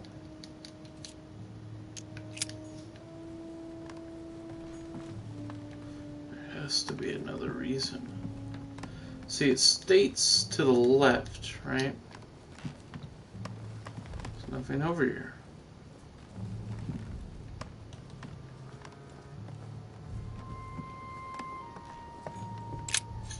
St. Paul on the Road to Damascus by Caravaggio. St. Paul is the only saint to be presented twice in these paintings, contrary to the other apostles. How come?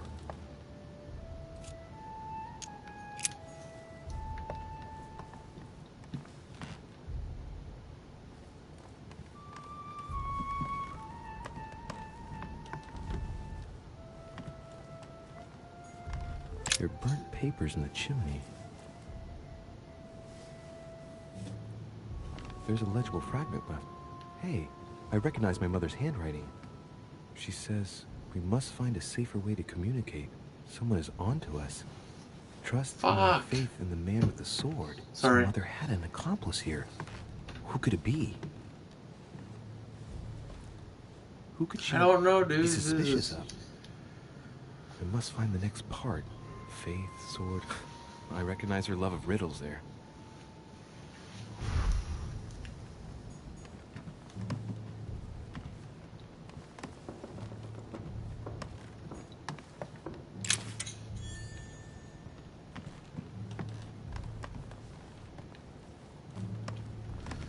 Left of it.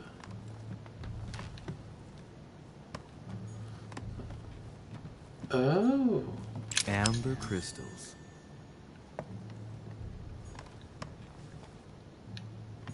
Several portraits of apostles, all signed by Guido Reni. It looks like someone touched this. We need to figure this out. Their fingerprints in the sheets and in the dust. Like, I'm not really good with riddles, but I'm better in politics. Now, it has to do with this painting, right? St. Paul, painted by Guido Reni. Of the 4 apostles shown in this piece, Paul is the only one who isn't an evangelist. 3, he is the 13th apostle.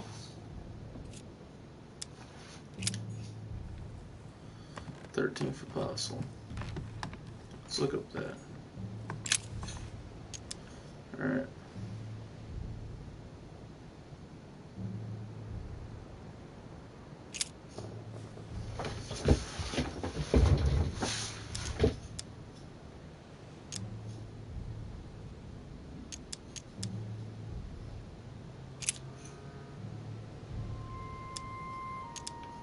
I and my Father are one.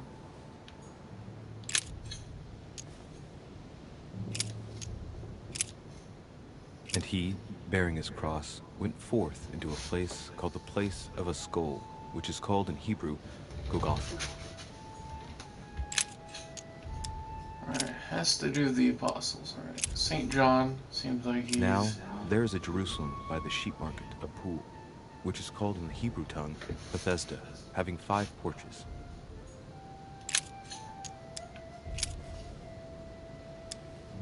St. John. He that believeth on him is not condemned, but he that believeth not is condemned already, because he hath not believed in the name of the only begotten Son of God. So it's not John. St. Matthew. But Jesus turned him about, and when he saw her, he said, Daughter, be of good comfort, thy faith hath made thee whole. And the woman was made whole from that hour.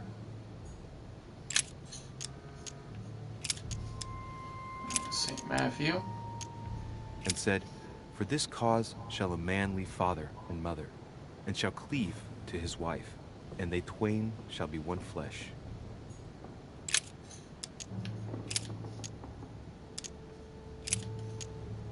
And great multitudes were gathered together unto him, so that he went into a ship and sat, and the whole multitude stood on the shore.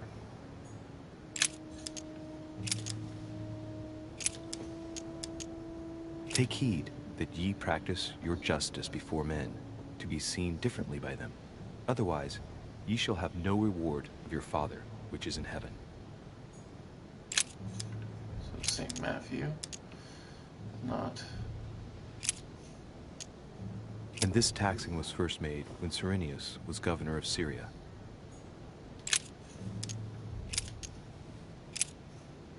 And so it was that, while they were there, the days were accomplished that she should be delivered.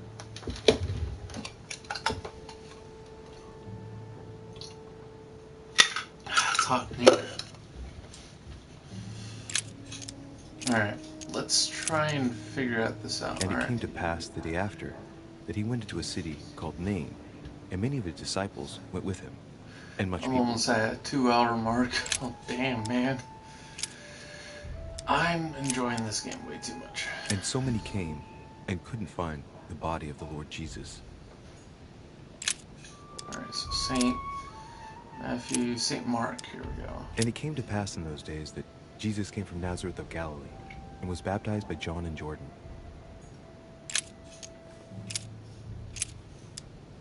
And as they did eat, Jesus took bread, and blessed it, and broke it, and gave it to them, and said, "Take, eat. This is my body."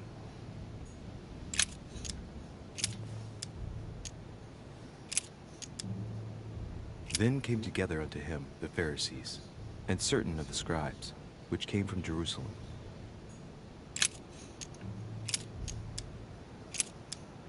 And behold, there cometh one of the rulers of the synagogue, Jairus by name. And when he saw him, he fell at his feet.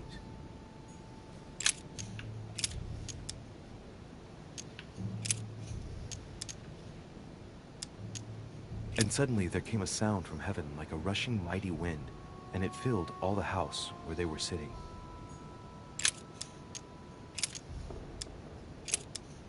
And he became very hungry, and would have eaten, but while they were made ready, he fell into a trance. Hey, there's a note here. A message from Mother in reply to E.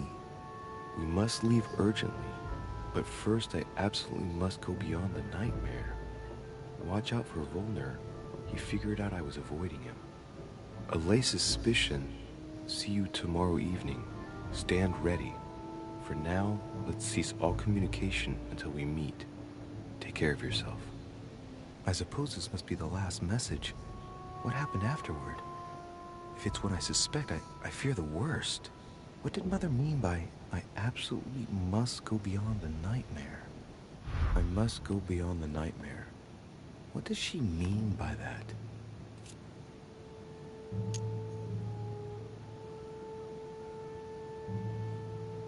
I'm guessing it's a metaphor.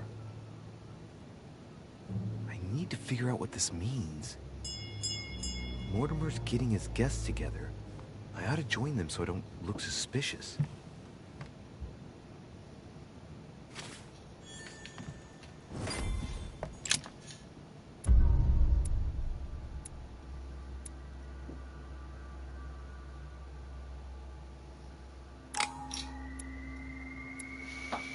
Oh, I failed.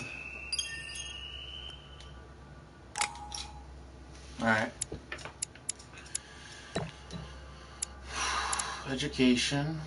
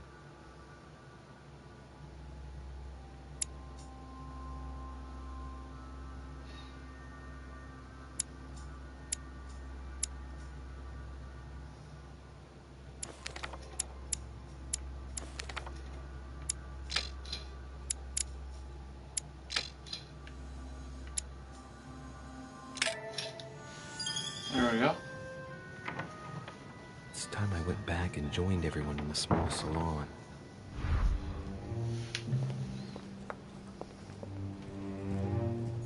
You are expected in the small salon, sir.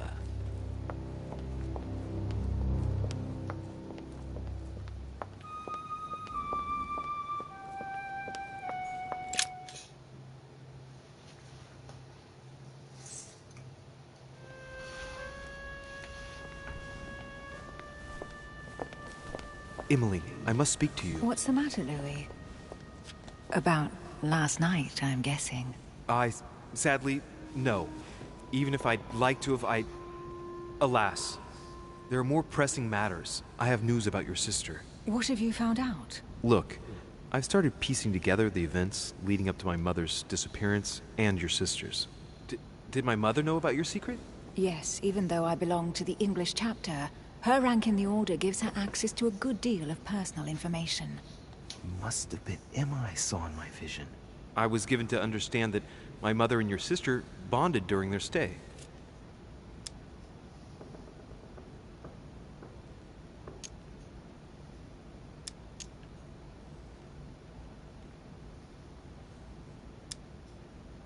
I've got a question that might seem a little bit strange. I'm listening. If I said go beyond the nightmare, would that ring any bells? No, means nothing to me. Do you mean literally or figuratively speaking? My mother used to talk about it, in the figurative sense, probably. We still need to understand what she was referring to, though. If I find something, I'll let you know. Should I speak to her about my vision? If what I saw is true, she might want to take revenge. I better keep that to myself for the time being. Come, Louis. They're waiting for us.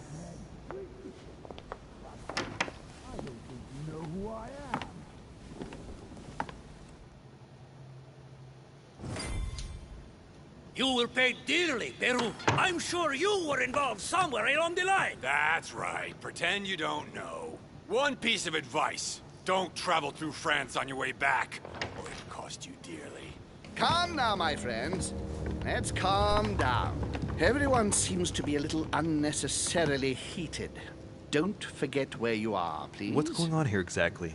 Sir Gregory called us together to introduce the last guest. But hardly had we arrived when he set upon Monsieur Peru. And what has Monsieur Peru done to once again provoke someone's anger? We don't really know just yet. I get the feeling it won't be long before it gets out. How could you dare do such a thing? Dios mío, you are all out of your minds! Really, Duke Manuel? What made you kick up such a fuss? What? Have you not heard? Well, let me inform you that yesterday morning at 10:22 a.m. precisely, in the middle of the Place de la Révolution in Paris, by decree of the National Convention which Monsieur Peru works for, King Louis was guillotined. What? Oh, no. The King of France is dead, gentlemen. Our monarchies are in danger. I have said it before. How dare they? Oh, dear. Oh, as if...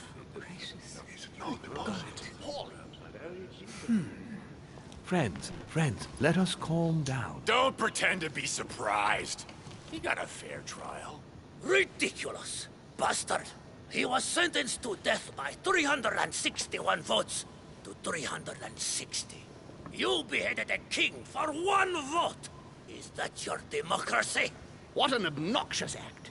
Until this, anything was possible. This political coup will have grave consequences. France is lost. Gentlemen, please.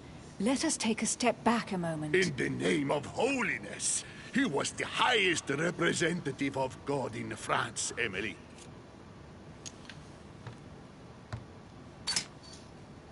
If I remember rightly, what Mother told me one night, King Louis was secretly also part of the Order. I wonder what impact his death will have on us. Sad news, sir.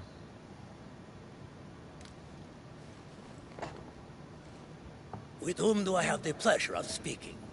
Louis Maras de Richet. Are you related to Sarah de Richet? Sarah is his mother, Duke. Gentlemen, this news affects us all, but I must ask you to remain calm. It's not the first time history has taken us by surprise. Let's ensure that our respective countries are allowed to respond appropriately to this news. Oh, rest assured. The response will not fall short, my friend. Good for you. Well, Your Grace, here I was preparing to introduce you as is proper, and you've beaten me to it. I'm delighted that we are all together at last. Our meeting will therefore be able to kick off shortly. I have just a few more little preparations to take care of before you all find out the reason for your presence here. In the meantime, I shall leave you to get to know one another. When you hear the bell, please proceed to the conclave room on my left, behind that door. I'll see you later.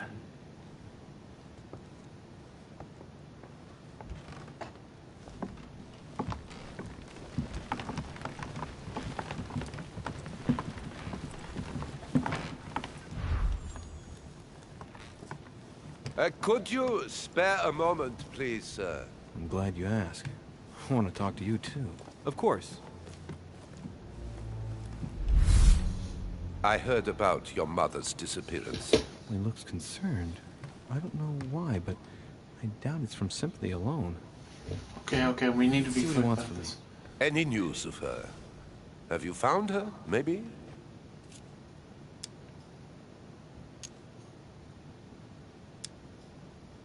To hear you speak, you seem to know my mother well. Not really. We met for the first time on this very spot some weeks back. We had a very pleasant discussion. She's an exceptionally learned lady with a good head for business. No need for me to tell you that. I agree. Did she tell you about our arrangement? The cat's out of the bag now. More or less, but please do refresh my memory. Yes, of course. Nothing of great importance in itself. During one of our discussions, she spoke of an old book, which might have been of interest to me, and she had agreed to let me have it. A book about what?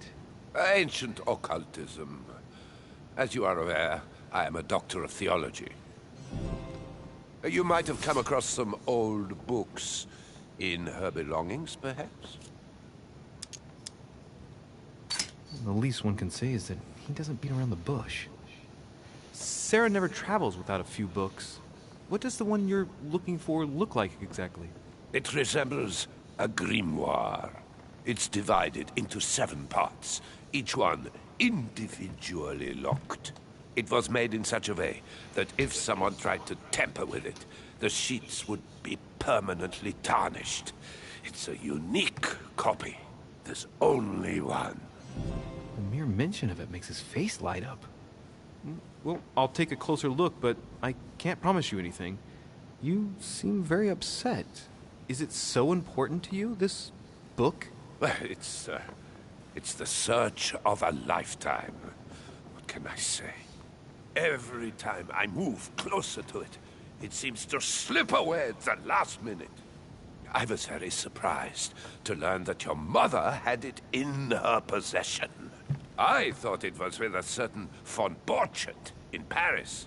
Do you know him?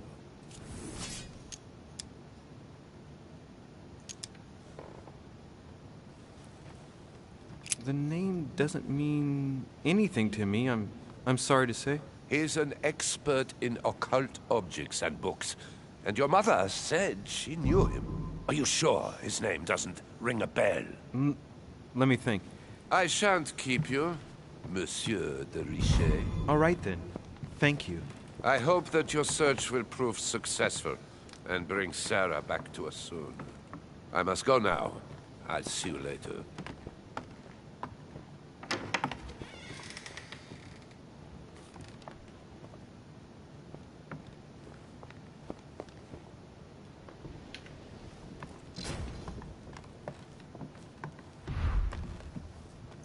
Interesting.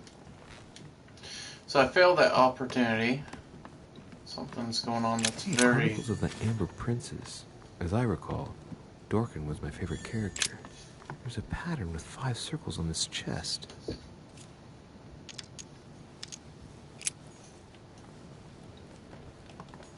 Chronicles of the Amber Princes. As I recall, Dorkin was my favorite character.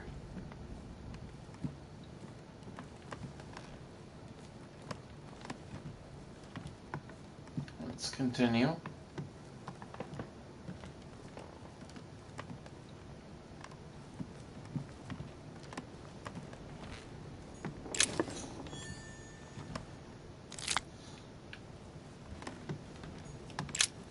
There's a pattern with 5 circles on this chest.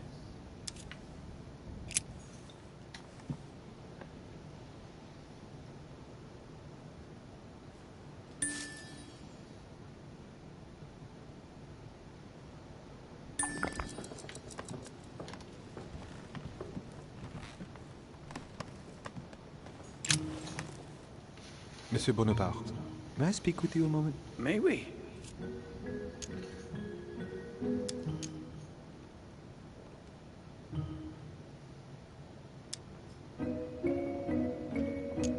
What do you think of Duke Godoy? Well, I'd rather not express any opinion of him. Why is that? His reputation is enough for me.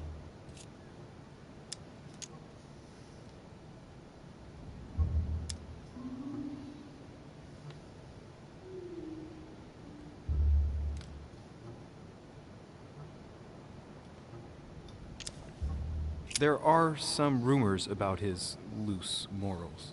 Juste, monsieur. Add to that his devouring ambition, if you want my opinion. Playing at Loverboy rather than gaining merit for his career. It's a disgrace for any soldier. I understand your point of view. Would you have any more information about the conference Lord Mortimer spoke of? Nothing at all. Mortimer is very committed to secrecy when it comes to his conferences. But given the presence of Monsieur Peru and ourselves, I think it must concern France to some extent. Otherwise, I doubt he would have invited 3 Frenchmen to his table, huh? Does expression go beyond the nightmare mean anything to you at all?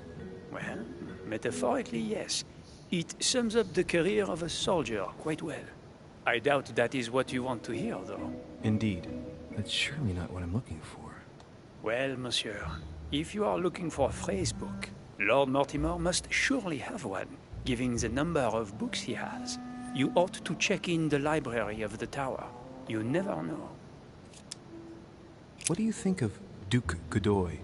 Well, I'd rather not express any opinion of him. Why is that? His reputation is enough for me. I'm sure that a soldier such as yourself is not interested in vulgar rumors. Quite right. If only this cursed gossip didn't come to stain the uniform he has the audacity to wear. Don't you find him worthy? But how could he be, monsieur? He never sets foot on the battlefield, too occupied with charming the queen. Have you any idea of the number of titles that coward has won in just a few years? No, not really. 10! And that Don Juan spends the best part of his time under the queen's skirts. The bugger must have some hidden talent, given all of the gifts she gives him. I understand your point of view. Well, I'll be leaving you now. Shall we meet up again later? Wait, monsieur. Any news of your mother? Unfortunately not, no. I hope to speak with her about my deal before I leave. Let me know if you find her. À plus tard, monsieur.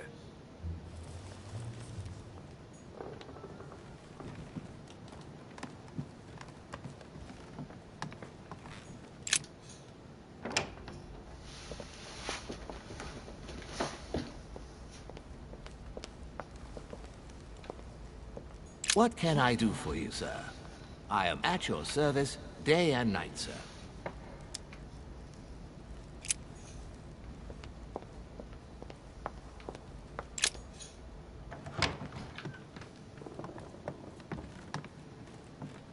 So here.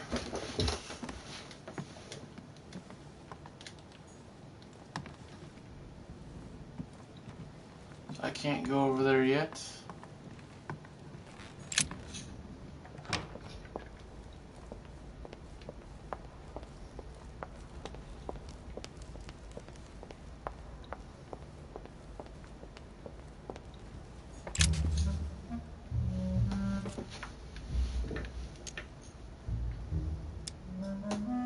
Mr. President, can you tell me a little more about the coming conference? Of course, Louis. That's why we're here. Lord Mortimer or Sir Gregory regularly organize meetings like this to put forward major projects. What do you mean by major projects? I'd prefer to let Lord Mortimer explain that to you, Louis. Let's say he brings together influential people in order to consider possible actions to undertake to guarantee the future of nations. Do you know the theme of the conference? Not in the slightest. None of the guests know the theme before arriving. But you'll see. Everything will turn out fine. Don't worry. Mr. President, what do you think about your counterpart, Duke Manuel? I'm very surprised he was able to accept Lord Mortimer's invitation, given the political situation in Spain. What do you mean? The situation is ready to explode with France over Catalonia. Well, the Duke must have a darn good reason to be absent and come here, mustn't he? When Lord Mortimer invites you, Louis, you come. It's always in your best interest. I wouldn't say that personally, but... Go beyond the nightmare. Does this line remind you of anything in particular? You've caught me unaware here, Louis. Let me think about it a second. No, nothing comes to mind. Sorry, Louis, but I am unable to help you. Are you alright, baby? You have a little sneeze? Alright. Well, thank you for your time.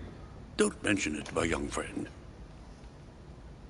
Regarding your question on the nightmare, don't hesitate to question the others about it. Maybe one of them knows more than I do. That's a good idea. Thank you once again. I'll see you in a little bit.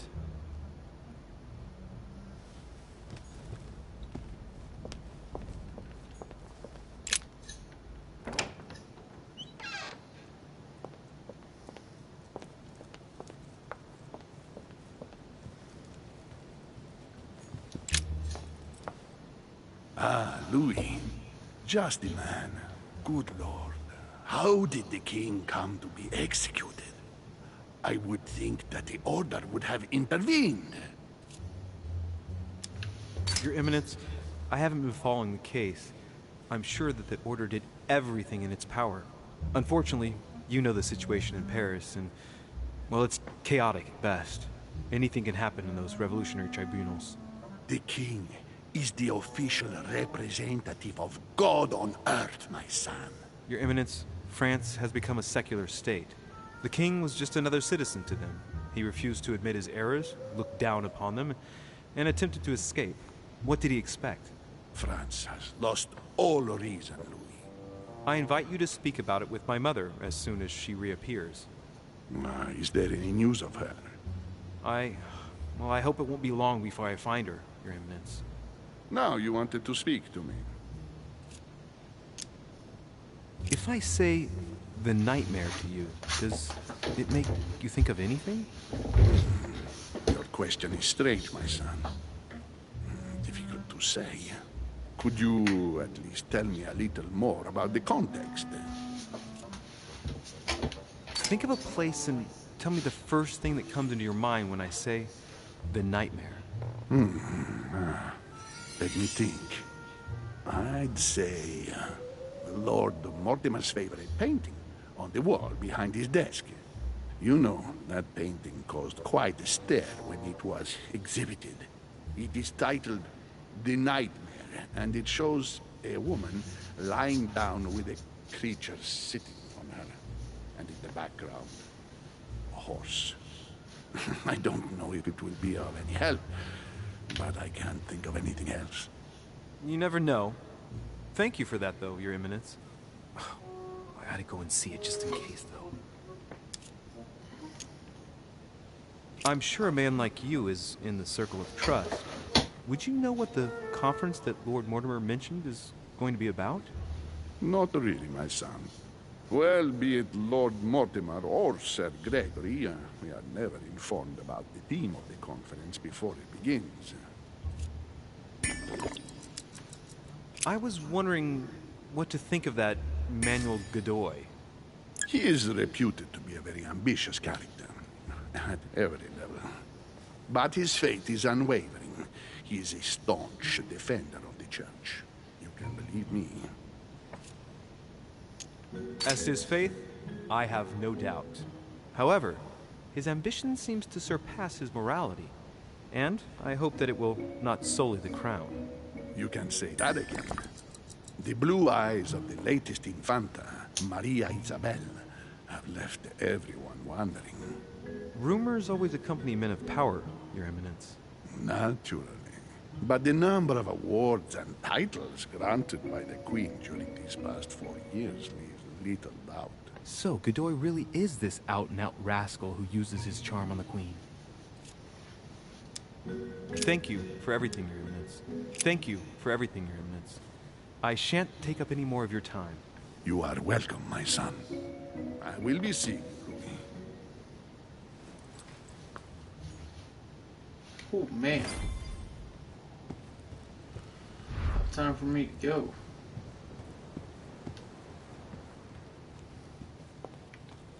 Let's do the library. Let's go to Lord's quarters. I think his quarters would be quite entertaining.